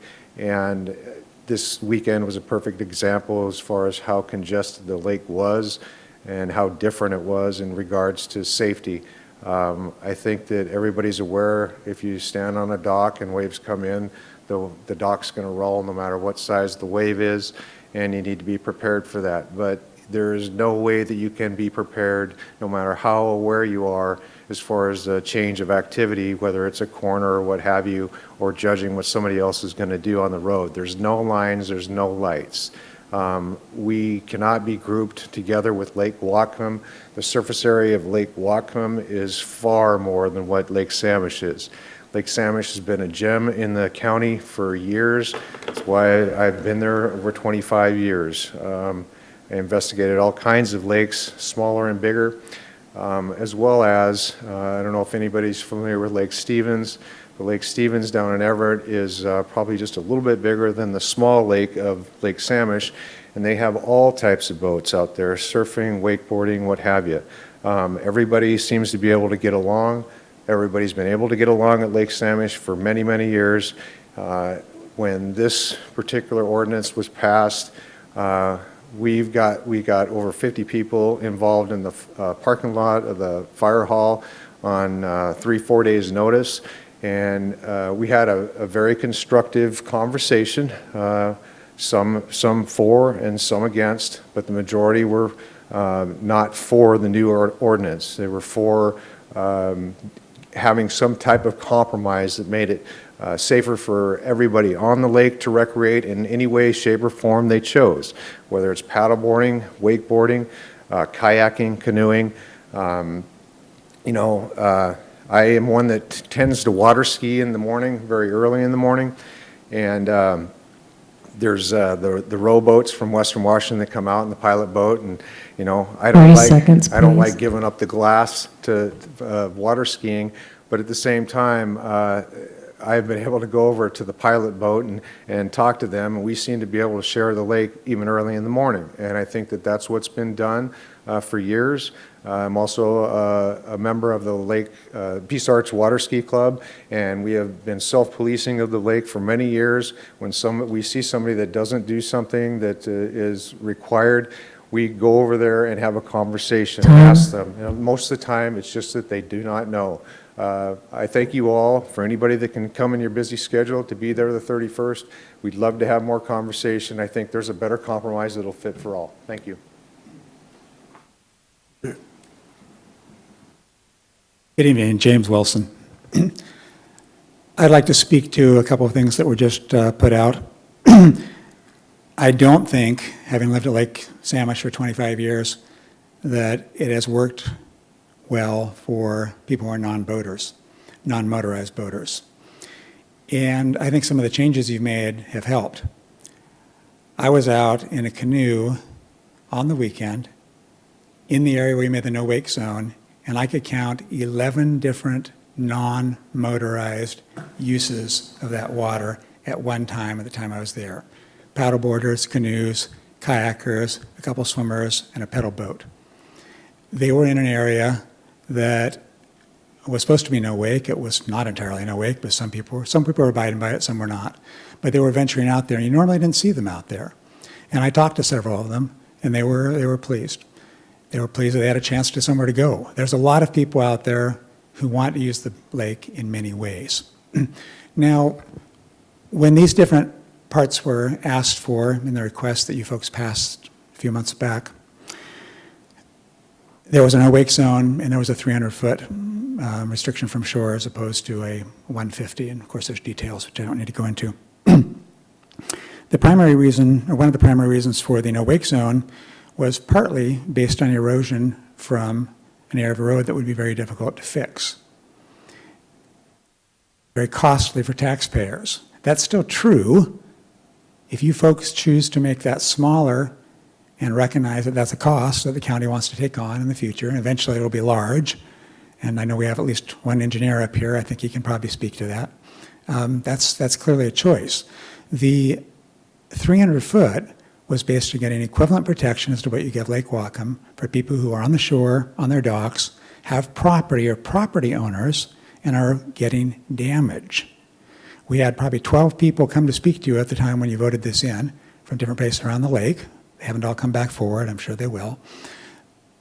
they are receiving damage. They have problems. They're not all motorized boaters. There are other groups of people. Yes, the boaters are very well organized. There's lots of other folks. If you choose to take that back down to some hybrid, how would it possibly be enforced? And put out buoys at 150 feet and then at 300 feet and people go between them? I guess I'd ask the sheriff, how many 30 seconds, tickets have they given out for people being outside, even the 150 zone now? And I would guess not very many. If you're going to consider reducing what we have now at 300 feet back to 150, I presume you would do the same for Lake Whatcom. It's not the size of the lake that dictates safety for us on the shore or damage to our property. That's no different for Lake Whatcom than Lake Samish. I understand there's a problem with too many boats in the lake, but that's not the issue for us on shore and us who are not in motorized vehicles. Thank you. And with that, we'll close the open public session and move on to finance. Mr. Sidhu. All right. The first item is AB 2019-376, ordinance amending the project budget for Agate Heights Estate Bay Lane Stormwater Improvement Fund, request number 3. This received 3-0 vote in the committee, and I so move for approval. Been moved for approval. Is there any discussion? Seeing none, would the clerk please call the roll? Tyler Bird? Yes. Todd Donovan? Yes. Carol Frazey? Yes. Satpal Sidhu? Yes. Barbara Brenner? Rud Browne? Yes. Barry Buchanan? Yes. That passes 7-0. Okay. The next item is AB 2019-378, ordinance amending the 2019 Whatcom County budget, request number 9, in the amount of $282,122. Received 3-0 vote, and I so move for approval. Been moved for approval. Any discussion? Ms. Brenner. Yeah, I would have liked to support this, but with the inclusion of the money to set up the fee structure for Lake Whatcom, the way it's been proposed, I can't support it. Further discussion? Seeing none, would the clerk please call the roll? Todd Donovan? Yes. Carol Frazey? Yes. Satpal Sidhu? Yes. Barbara Brenner? No. Rud Browne? Yes. Barry Buchanan? Yes. Tyler Bird? That passes 5-2 with Brenner and Bird opposed. The next item is AB 2019-386, request authorization for county executive to enter into an interlocal agreement between Whatcom County and Washington State Department of Commerce for resources to assist people who are experiencing homelessness to obtain and maintain housing stability in the amount of $4,257,257. It received 3-0 vote. I so move for approval. It's been moved for approval. Any discussion? Seeing none, would the clerk please call, All those in favor? Voice vote. sorry, it's a voice vote. President. All those in favor say aye. Aye. Opposed? That passes 7-0. The next item is AB 2019-380, resolution amending 2019 flood control zone district and subzones budget, request number 4, in the amount of $218,000. Council acting as flood control zone district board of supervisors. This received 3-0 vote in the committee. I so move for approval. It's been moved for, Oh, well, this was the one. Okay, this received 2-0 vote. Mr. Bird opposed, and I so move for approval. You said 2-0. 2-1, sorry. It received 2-1 vote in the committee, and I so move for approval. it's been moved for approval. Any discussion? Ms. Brenner. I'm just curious why Councilmember Byrd voted no. Oh, all the reasons I said earlier. Oh, okay. And more, but I'll leave it at that. I was thinking, okay. Okay, no further discussion? Seeing none, would the clerk please call the roll? Carol Frazey? Yes. Satpal Sidhu? Yes. Barbara Brenner? No. Rud Browne? Yes. Barry Buchanan? Yes. Tyler Bird? Todd Donovan? Yes. That passes 5-2 with Brenner and Bird opposed. The next item is AB 2019-391, request authorization for county executive to enter into a contract amendment between Whatcom County and KPFF Consulting Engineers, Inc., to increase the original contract amount of $322,119 by $729,344 for a new amount not to exceed $1,051,463. This received 3-0 vote in the committee, and I so move for approval. Been moved for approval. Any discussion? Seeing none, all in favour say aye. Aye. Opposed? That passes 7-0.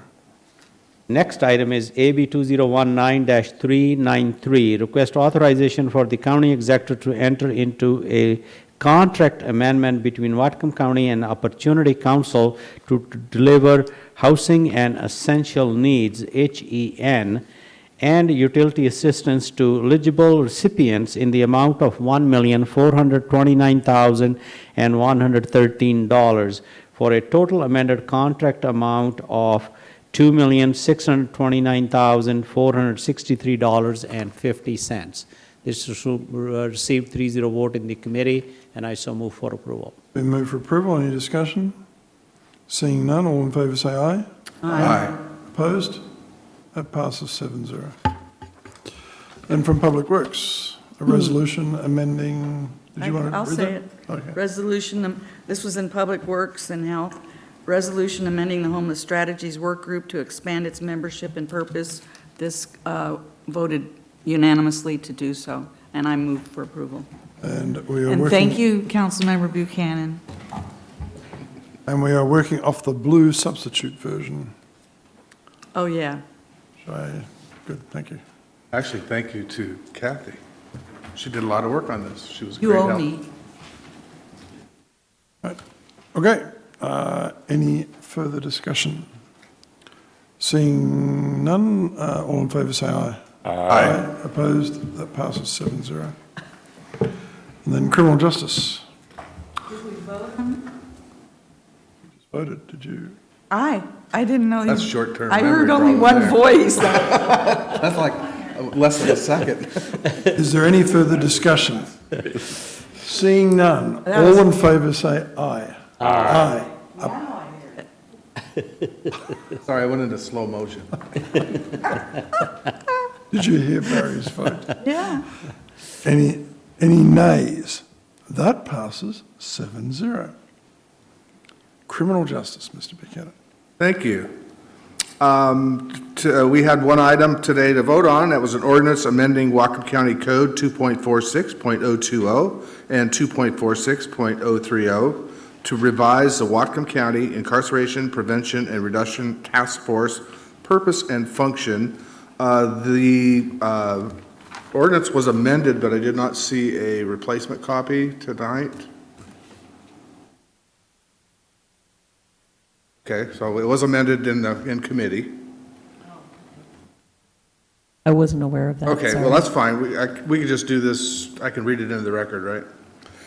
So on packet page 227, the bottom of the page, under 2.46.030 function, on letter G, we inserted the words and/or other right after evidence-based, so right before strategies. So it should read, practice evidence-based and/or other strategies. And that passed 3-0, and I so move. Move for approval. Any discussion? Seeing none, would the clerk please call the roll?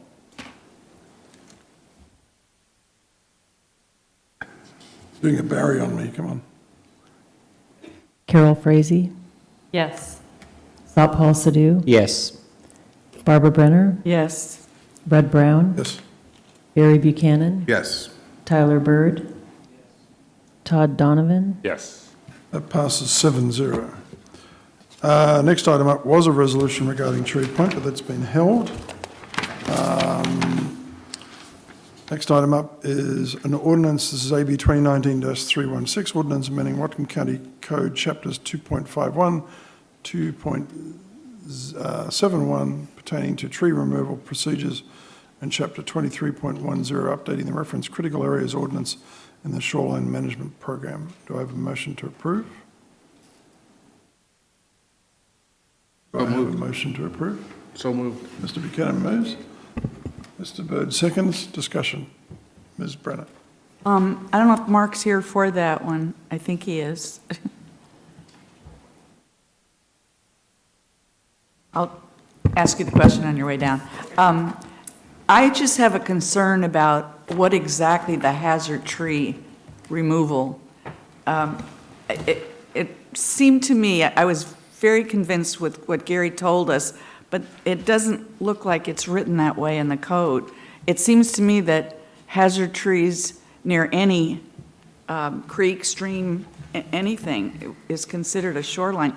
And I thought Gary told me we're talking about Lake Whatcom, Lake Whatcom.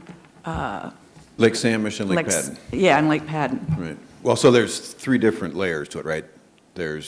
And that was the purpose of these regulations, these amendments, is just to clarify, because we had some confusion. Didn't clarify. Because we had different regulations that applied in the critical areas and in the shorelines and outside of the critical areas and the shorelines, but inside the watersheds, those watersheds. And so. So it's just for those watersheds? Yes, it's just to equalize. Okay, Equalize because it those. said shorelines. So that amendment is, you remember when we adopt the CAO, and you did it in the code scrub this year? I do, and I had some problems with it then. It's a bureaucratic challenge, but it's a requirement of state law of the Shoreline Management Act that when we adopt any change to our SMP, well, the ecology has to approve it. So, and that takes months, sometimes longer. So anytime we amend, we want to have the same CAO requirements apply inside of shorelines as we do outside of shorelines, for clarity for applicants and for clarity for staff, so that, we're not dealing with 2 sets of Well, okay. regulations. My- So every time Yeah. we adopt a CAO, we have to separately then amend the SMP to adopt that new CAO. In the meantime, we have 2 sets of regulations, the new one and the old one. The new one in this outside of I get all shoreline. that. Okay. What concerns me is that outside of those shorelines, there are plenty of people out in the county who get lots of heavy-duty winds in the winter. Yep. And they got a tree that's about ready to fall, they're gonna cut it down, and they're not gonna come in and get a permit. No, don't need to. That's the notice of activity, you just cut it down. Okay, If it's so- outside of a critical area. All right. Or a shoreline. I've had And if so many it people is, complain. Even if it is, then you just come in and you tell us, it's called a notice of activity, and we just, But they're not gonna know to, I mean, it's like, that's part of the challenge that we have, and I've asked Ryan know. and his natural resources staff team to do some outreach with the arborists and with folks about letting them know we're that. talking about single-family residents in rural areas where the wind blows a lot. And they're not going to know. I mean, every time I've mentioned this to somebody, they ask me if I'm crazy. And I said, yeah, but that's not what this is about. No, seriously. They like, Can we vote on that? people think it's so weird that we would put something like that in there that requires somebody after the fact to go in and do something. If you're outside the watershed and outside of a critical area or shoreline, there are no tree canopy regulations. I would say most people are near some critical area or another. Well. So, it doesn't help me. It doesn't, I'm not confident now. Well, I think that's the balance that council, took into account about trying to save trees and the good Well, function yeah. they serve for habitat as well as for stormwater and versus people's needs for, Well, I think there'd be an easier way to do it. If somebody's cutting a tree down that's not a hazard tree, and a neighbor notices or somebody notices, they can file a complaint, rather than putting this on the person who's already been freaked out by the tree and have them, I don't care how much outreach you do, you are not going to reach most of the people out there in the county who have that kind of problem. We got a lot of wind in certain parts of the county. Yep, no doubt, no doubt. So. Mr. Buchanan, to your earlier question, I think the vote would be unanimous. Mr. Pisani, just before you go, Mr. Donovan had a question, and I do too. Yeah, so I kind of understand this is a code cleanup in terms of even beyond the code cleanup here. So this is something that's not changing in the Lake Whatcom watershed and in the Water Resource Protection Overlay District. It says pruning and maintenance of trees up to 25% of the foliage, I assume, can be removed. Does that mean off a tree or 25% of all trees? This is 2051-430 and 2074-354. So you can remove up to 35%, this is within the watersheds, within the lakes, watersheds. This was adopted in 2012 by council for stormwater protection purposes, right? So this was a tree canopy retention effort to help with the stormwater control. You can remove up to 35% or 5,000 square feet, whichever is greater, of the existing canopy on their property. And if you do any more than that, then you have to mitigate. You have to get back to that maximum coverage So level. that was something council did in 2012. This, Correct. regardless of changes we're making here. Changes nothing. Okay, I'm not saying that's good or bad. And then when it says pruning and maintenance of trees up to 25% of foliage, is there a difference between foliage and canopy, I guess is where I'm going with this? Like pruning a tree, you can take 25% of the limbs off. Right. And then canopy, you can take 35% of. That's, the canopy is looking at the entire lot. Okay, so I can take Entire tree 35% of the canopy off, and of the remaining trees, I can take 25% of the foliage. Of individual trees. Yeah. Up to 25%. Okay. And that is our code adopted in 2012, regardless of what we do with this. Right. Correct. Okay. Okay, further discussion. Thank you, Mr. Pisonius. Yep. All right, no further discussion. Will the clerk please call the roll? Satpal Sidhu, Yes. Barbara Brenner, I'm going to abstain. Rud Browne, Yes. Barry Buchanan, Yes.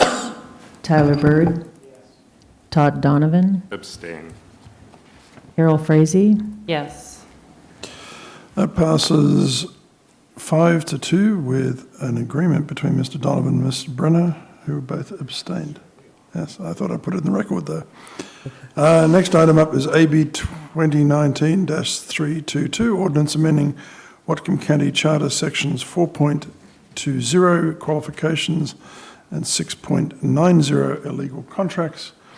And just as a matter of process, I just want to remind the council that we are voting to change the county charter, where the county council is allowed to do this by unanimous vote only of the entire council when amendments to the language of the charter and where the passage of time has rendered language moot or obsolete, such changes may be made by ordinance, etc. Move approval. Mr. Sidhu moves approval. Do I have a second? Second. Mr. Buchanan, I think, said second. Yes? Okay. Discussion. Ms. Brenner. Yeah, now, we got no staff here, but my only question was, is it going to be our attorney that's going to tell us what's obsolete or moot, or whatever you want to call it?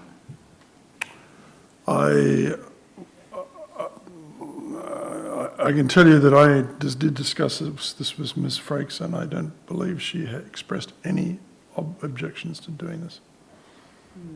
Got a thumbs up from that. Yeah. Yeah. Got the approval from Get the the thumbs down up. here. She's over there. She is over there. She's hiding there. Yes, Karen, okay. Karen, just because we have a new staff member doesn't mean you can hide from us. Well, the thing is in the way, I can't see her. So it She sounds probably like- likes it that way. Sounds like you concur, is that correct?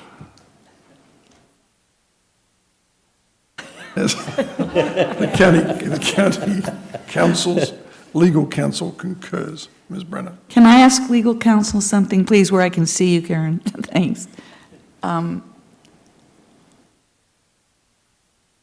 This doesn't in any way, change any part of the charter itself. No. Okay. I mean, it It changes just seems the weird. language of the charter. but- I know, but it yeah. just seems weird that the council, it seems like this is the kind of stuff that should have gone or should go through the Charter Review Commission or something. I don't know. To me, This is more I just like think just the it's almost a opposite. grammatical thing or something, rather than. Yeah, it seems like, to me, it's a perfect example of what the council should be able to change. Okay. I would like You to say, convince me. if you think this is a material issue, you may need to return the last 29 years of your salary. Why? Because you wouldn't have been allowed to serve. Why wouldn't I have been allowed to serve? It doesn't allow women to serve. Because what? The current county charter does not recognise women can serve. Okay. Thing, yeah, gotcha. Ms. Donovan, Mr. I Donovan. thought he was serious. Actually, that feeds right into where I was going. That's perfect. Because, and I mentioned this before, I really appreciate, getting this to be gender neutral and or even gender free, because you said. Oh, gosh. I I like women's bathrooms. Because I then I think don't have to check the seat. a cleaner way, because if you're saying, but what you just said is, unless you're a his or a her, you cannot, I'm serious about this. If your argument is that the current language would not allow Ms. Brenner to serve because of the pronoun her is not there, and if we just put her and his there, then somebody who does not identify with those pronouns would not be eligible to serve. So if we could simplify that just by saying there, But you know what? I'm not kidding. But I got to tell you something. There is plural and it is singular, so that's bad grammar. It's a modern use of the language, Ms. Brenner. Yeah, but it's bad grammar. Okay, but I'm saying, if we take the argument that is on the table here, that you can only serve if you're identifying as one of these pronouns, I don't think it's funny. The person, it just could say. Okay, the so person. that's, so, let's look for that. Unless we want to start allowing dogs a and cats person. and everything to serve. No, don't be saying dogs and cats if somebody isn't like a traditional binary gender identification. That's really insulting to a lot of people. Okay? Dogs and cats? If you say, if I'm trying to find gender neutral or non-binary language here, and you're saying then we're going to have dogs and cats serving, that's pretty No, I offensive. said unless you want to have dogs and cats. I think you should be really careful with where we're going here. What? How you got to dogs and cats when I'm trying to have a conversation? I said the person. Okay, well, then let's go there. Let's do that. It's So that's, still a that's what- Okay, we're not having an argument back and forth. The Let's chair do- will recognise one person at a time. Ms. Brenner. I said it could say the person unless you want to have dogs and cats. Okay, I'm, So, yeah, my please. apologies. I thought you were equating like there. Okay, there What is- means dogs and cats. Okay. I appreciate that language. And you just not- apologize. I did. Okay. I heard you going from there to dogs No, and you cats. missed the but- person part. Okay.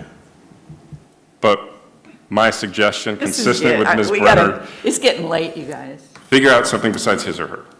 The person. I like the person. It's grammatically correct. The time of, so, okay, and the first one have to be at the time of the person's appointment. Yeah. Okay. And the same, and then for the second one, shall be liable damaged by the person's actions. Yeah. Where do you put the apostrophe? That's a person. Plural possessive, or? I'm fine. I don't like bad grammar. That's what I was asking about the apostrophe. Person, and apostrophe S. So are you making a motion? Yes. What is your motion?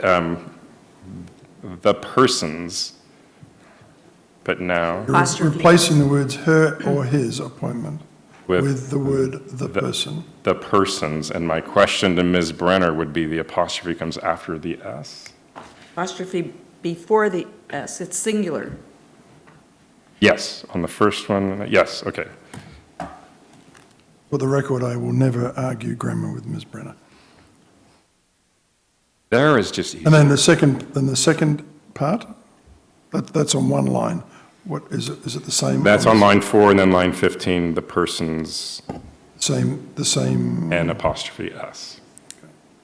You scared me. It was like, Well, I thought you what were have I done? taking my pronoun and say, as I was saying, dogs and cats should be in office. Something would allow dogs and cats too. Actually, Rosie. Let's get off the rails, All you please. gotta do is eliminate it all, just say at the time of appointment.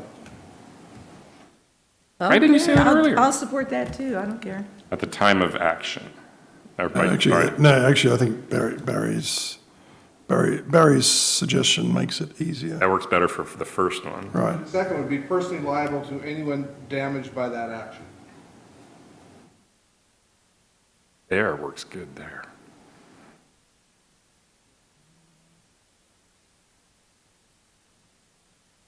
Got lost. Or maybe by such action. Okay, all right. You were making a motion, do you accept those amendments? Yes. Okay. And I've got this vision of all having dogs. All right, so, for clarity, the first line shall read, each county officer holding an elective office shall be at the time of appointment, or, right, and then line 15 shall read, personally liable to anybody damaged by such action. Okay? Such action, but how does that, it might not be the person's action, it might be somebody else caused it or something. That's where they're. Let me read the sentence. Except as otherwise provided by ordinance, any contract in excess of any appropriation shall be null and void, and any officer, agent, or employee of the county knowingly responsible shall be personally Okay, liable to someone you're right. damaged by such action. Gotcha. Any objection for the county council who's hiding in the background? No? Breaks? Okay, she says it sounds good to her. Okay. All right. Any further discussion? Seeing none, would the clerk please call the roll?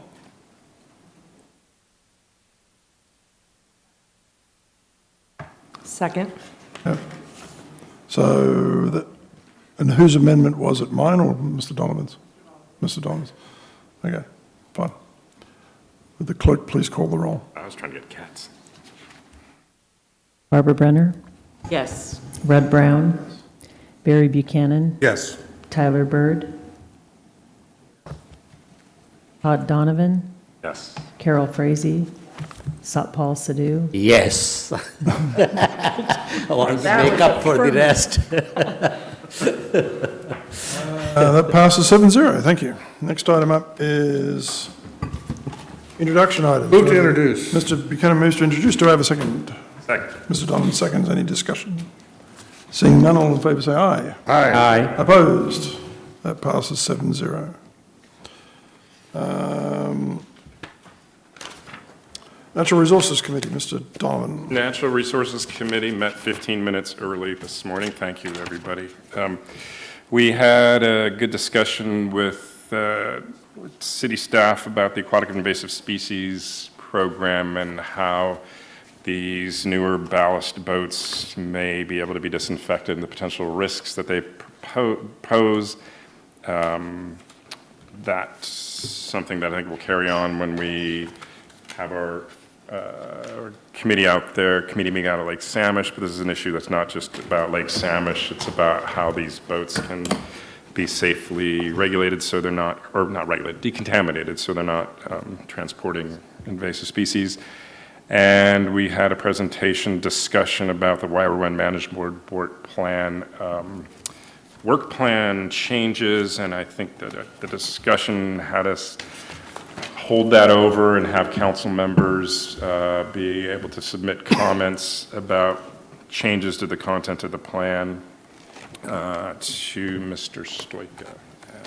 No actions were taken other than that, except the discussion about having a public meeting out at Lake Samish that we're going to schedule soon. Good, thank you. Yes, on the Finance and Administrative Services Committee, we had a report from Public Works Director John Hutchings. I think he explained that the Paddle to Lummi event is a massive because they are expecting 10,000 people, and we have a process in place, but it was not triggered in time, so they had to use their emergency powers of sorts for closing certain roads and making it convenient and safe for people during this 3 or 4 day event, I believe.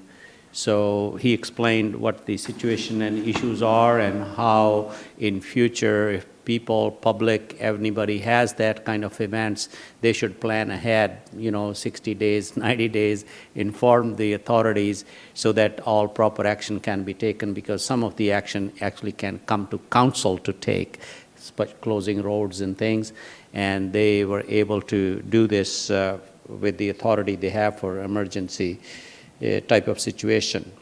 So other than that, it was just smooth. We had another good discussion about the KPFF, about the replacement of the Whatcom Chief Ferry and that design and what they're planning to do with that new funding, the phase 2 of their plan. That's it. Thank you. Public Works, anything else? Yeah, we had discussion regarding an ordinance granting Comcast Cable Communications a non-exclusive franchise for provision of cable services, and another ordinance granting Wave Division 1 LCC a non-exclusive franchise for the provision of cable services in county rights-of-way. That's going to come forward with, for a hearing. I'm pretty sure a hearing, yeah, hearing. But we just discussed, we did. And it was a very expedient discussion. Was. Thank you. Criminal Justice. Yeah, other than the ordinance that we just passed, we also had 3 presentations. One was a report from the Whatcom County Emergency Medical Services. Mike gave us a nice report, talked about budgets and next steps and kind of the plan up to the next levy, which will be in 2022. We had a presentation from the Public Defender's Office. He highlighted, among other things, he highlighted a new case management system that they're working on getting implemented. Then we had a report from Juvenile Court. One of the great things to hear about our community is that in the last 20 years, we have had a massive decline in number of juvenile detentions. It's been a national trend and a Washington State trend, but Whatcom County has kind of led the way. Passed big time, yeah. Great, thank you. Planning and Development. We had a good presentation from the City of Bellingham's planning team. I thought it was very interesting. And I would encourage anyone who's interested in the topic to actually go back and watch the video on that committee meeting today, because I think that they highlighted some of the benefits that'll take place through this process if areas actually annex into the city, including up to a 35% decrease in the cost of their utilities, additional law enforcement within their area, because they would then see City of Bellingham's police officers as well as the Sheriff's Department, additional fire resources, decreases in their taxes on an annual basis for property taxes, and a number of other benefits. I think that the community as a whole would also see a number of great benefits, including the potential for housing costs to come down.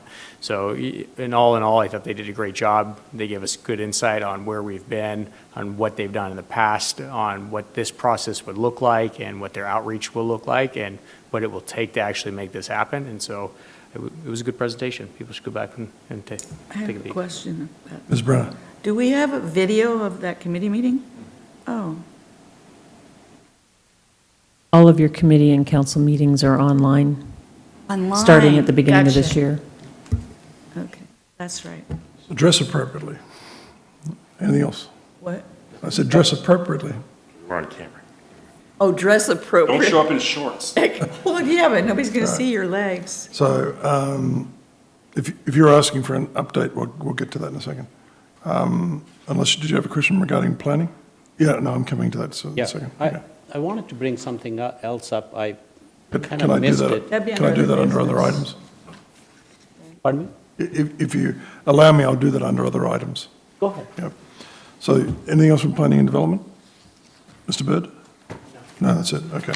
Special Committee of the Whole, we had a discussion regarding Cascadia Law Group's recommendations for Cherry Point. We worked on several items. We did not come to a conclusion, and our next scheduled discussion on that is next Tuesday. Next item up was a letter. We received a request from the Columbia Valley, the new Columbia Valley Park and Recreation District, that is looking for technical assistance through a 10-minute walk planning grant and so forth. And they originally asked if I would sign the letter as a council member, and I came back to them and said I'd put it to the full council. Ms. Frazey. They asked us all. Did they? Okay, it wasn't indicated. Ms. I just Frazey. want to say I went ahead and I used some of their wording, but made my own letters, but I'd still sign on this if that's okay. Sorry. I've already written a letter. Oh, okay. But I'd like to sign on this also. Okay, yeah, okay, well, yeah, that wasn't clear, so I just thought it was better for a council. I move approval. Move approval, do I have a second? Second. Mr. Donovan seconds, discussion. Seeing none, all in favour say aye. Aye. Opposed, that passes 7-0. Other items, Mr. Sidhu, you had Yes. something? When we were discussing this homeless strategies work group and the membership, and sorry that I forgot to mention during that discussion, we have one of the members as Lighthouse Mission Ministries. I have been talking to, actually, during the winter when we were having these shelters, I have talked to several communities of faith. They are not allowed to shelter people. That's what I understand. That the communities of faith or churches, put it the simple ways that churches cannot, they need a special permit. They need a permit for the facility I'm sure before they can house 5, 10, 20, 30 people.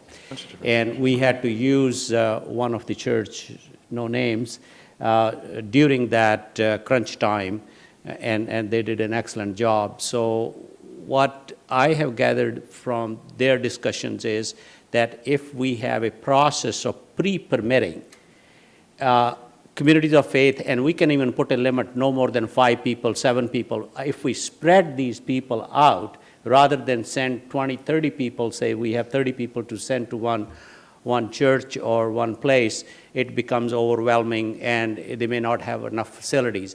But even in the county, if we house 5, 7 people, allow them, they can get pre-permits for that. And then in case of crunch, maybe this has been discussed. But I wanted to bring that up, and then maybe we can have one of their members from the faith communities as a part of that, or it could be just a discussion, doesn't have to be a member. But I wanted to bring up that point, that could help alleviate a lot of issues. If it is all pre-approved, all they have to do is say, we're going to activate our permit for 10 days or 15 days, and they can house 5 people, 3 people. I think that's a great idea. Mr. Donovan. Yeah, the faith community has been allowed to house for a long time. So the information that you've gotten is not correct. I think there was some permitting he said issue of the they need a facilities. Permitting. Yeah, okay. No, I'm talking about that they're allowed, but they have to have. Okay, I thought you meant they. What had that. happens when this kind of event happens or weather, and then they have to apply for permit, and sometimes the permit can take 2 weeks.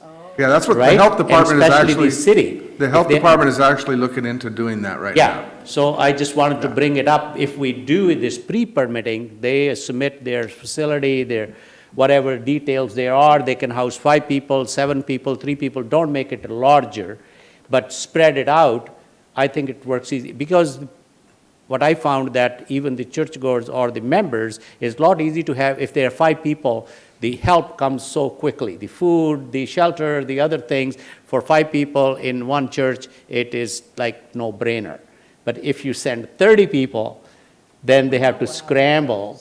And my biggest point is pre-permitting. That's what I know they're allowed to, Yeah. but Great idea. have it in place so that we don't scramble at that time. And that is what they're doing now. Oh, That's they what the are. health department is doing. They're working on it. We're working on They that were, exact I thing. just wanted to bring it to your Pre-permitting, notice, yeah. yes. So that'll be coming to a committee? Homeless strategies. That will Oh, work through okay. the strategies, then it'll come. Excellent. Yeah, Great idea. yeah. Mr. Bird. I think it's also a good idea. I'd be open to actually allowing them as a church to decide if they wanted a larger group, because I think that sometimes it might be easier just because you have certain economies of scale that would Yeah, probably apply, that- so if they it's up felt to- like they could, yeah. Yeah, it's up to the individual. They may have 10, they may have 20, some may have only 3. The other thing I think that we should consider then is, instead of having pre-permitting every year that you'd have to go through, why can't we just have them permit once, essentially? That's the whole idea. I don't know what the regulations are, but I would agree, that would be the best way to do it. Yeah, I mean, that'd be kind of nice. You apply for a permit, you're done, and That'd be you're set, just great. like everything else. Last but not least, as far as the community goes, I think it might be hard to pick, say, one pastor or one individual that would essentially represent one church. But I do know that there's an organization that's working with 20 or 30 churches to do exactly this, where they go in and help them permit and help them hold a small percentage of people overnight. So maybe that would be a good representative. Yeah, for I think the it's group, up to the work group how they want to do that. I just wanted to bring up that this is a very good option, and it can be deployed very quickly. Yeah. All right, just before I forget, as Madam Clerk as always. You said other business, but you didn't. No, I know, but I just wanted, before I forget, Madam Clerk has correctly reminded me that if anybody turns up here next Tuesday, they will hear crickets, because we're not here next Tuesday, we are here, Wednesday, 2 weeks from now. So, not Tuesday, 2 weeks from now. What about crickets? Crickets, Turn quiet. up on crickets as in silence. Not the sport. Not the sport, no, sorry. We don't have Even a if I'm health board Australian. meeting next Tuesday? Yeah. Yeah, we do. We have. He's talking about August 7th. I'm talking about August 7th. Is a Wednesday. Is a Wednesday. Oh, that's right. Okay. Other items? Ms. Brenner? I have a big favor to ask you guys. I'm asking that you reconsider AB 2019-380, and if you'll reconsider it, I'll tell you why. What is it? It was something I voted no on, and What is the issue? it was the flood control flood zone control district zone and district. sub-zone budget Yeah. thing. So someone who voted for that would have to put it back on the Yes. floor and have it seconded before we consider I it. move to reconsider. Second. Okay, all right. So I want to hear. Now, should I explain? Better. Well, what happened was, when I was kind of not paying enough attention, and I thought it was about the Lake Whatcom thing, and that's when and you said, same as before, and I went, okay, it's the Lake Whatcom thing. But I realized afterwards it wasn't, it was the Birch Bay one, which I'm totally supportive of. So, can we vote on it? Actually, wait, did I misread that one? You vote that motion, then you do a new motion. Okay, so Madam Clerk has no problems? Okay, so it's a vote for reconsideration. Who makes that motion? Well, let me read that. I made it. It does have the. Okay, No, so we've had a it's vote for, both. This is both. there's a vote, Let me read that. Is Like, about- it's, the item is AB 2019-380, resolution amending the 2019 flood control zone district and subzones budget, request number 4 in the amount of $218,000, council acting as the flood control zone district board of supervisors. Yeah, but it was about Birch Bay. okay, but Yeah, Ms. Brenner, please. Sorry. I'm trying to give you what you want. So I have to vote for reconsideration. All in favour for reconsideration, I say vote to aye. reconsider? Yes. Okay, Aye. Aye. Aye. No, okay, I'm sorry. just I'm not ready for a reconsider. vote. Vote for reconsider. Aye, Yes. okay. Is that an aye? Yes. Okay, so the vote for reconsideration passes 7-0. Now, do I have a vote to reconsider it? I move to approve AB 2019-380. I second it. Okay, it's moved and seconded. Discussion. Mr. Byrd. All right, so the way I had read this earlier, and now Barbara's got me thinking I'm wrong, was that we were transferring $28,000 to the Lake Whatcom watershed, or No. using that, but It better not be. It looks no, like- so I think you're right. This is Yep. for Birch Bay only. Yep. Yeah, I'm glad I checked it out again, because I thought, "Oh, did I make a mistake? Yes, I did. So this is what got me. It's on the expenditure list. It says to fund transfer to the stormwater fund to develop the fee roll. But that's a different stormwater. So it's a different fee roll that we're Yeah, developing? Yeah. Oh, I feel better. Thank you guys for allowing this.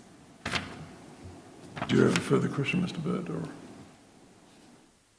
No, I'm just, I guess I didn't see where the fee roll was identified, so, or that it identified which fee roll was being developed. So the previous document had said something in relation to fee rolls. So, go ahead.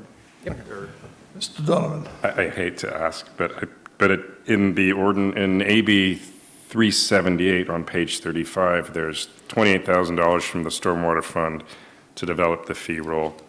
And then also in AB 380, which we're reconsidering, it also says as the supplemental request to take $28,000 to fund transfer to the Stormwater Fund to develop the fee roll. Yes, yes. So that's for Birch Bay. Well, it also has a Birch Bay thing in there, but there's two. Item one on the one we reconsider is to appropriate $28,000 to transfer to the Stormwater Fund to develop. No, that the was fee a roll. different Okay. vote. It was a different vote, that's all. This Okay. is the specific one about Birch No, Bay. I think what Mr. Donovan's pointing out is on the Lake Whatcom stormwater, there's $28,000 Right. to develop that fee Well, roll. that's- And that this was is a confusing. transfer out of this stormwater, and then there's a transfer in that was approved on that. So I think this It was is confusing. funding that. Yeah. And it is both issues. So now we got that all figured out. Right, okay. Yeah, I still support it. Any further discussion before I ask the clerk to call the roll? Seeing none, would the clerk recall the roll? Carol Frazey, Yes. Satpal Sidhu, Yes. Barbara Brenner, Yes. Rud Browne, Yes. Barry Buchanan, Yes. Tyler Bird, Abstaining. Todd Donovan. Yes. Thank you. That passes 6-1 with Bird abstaining.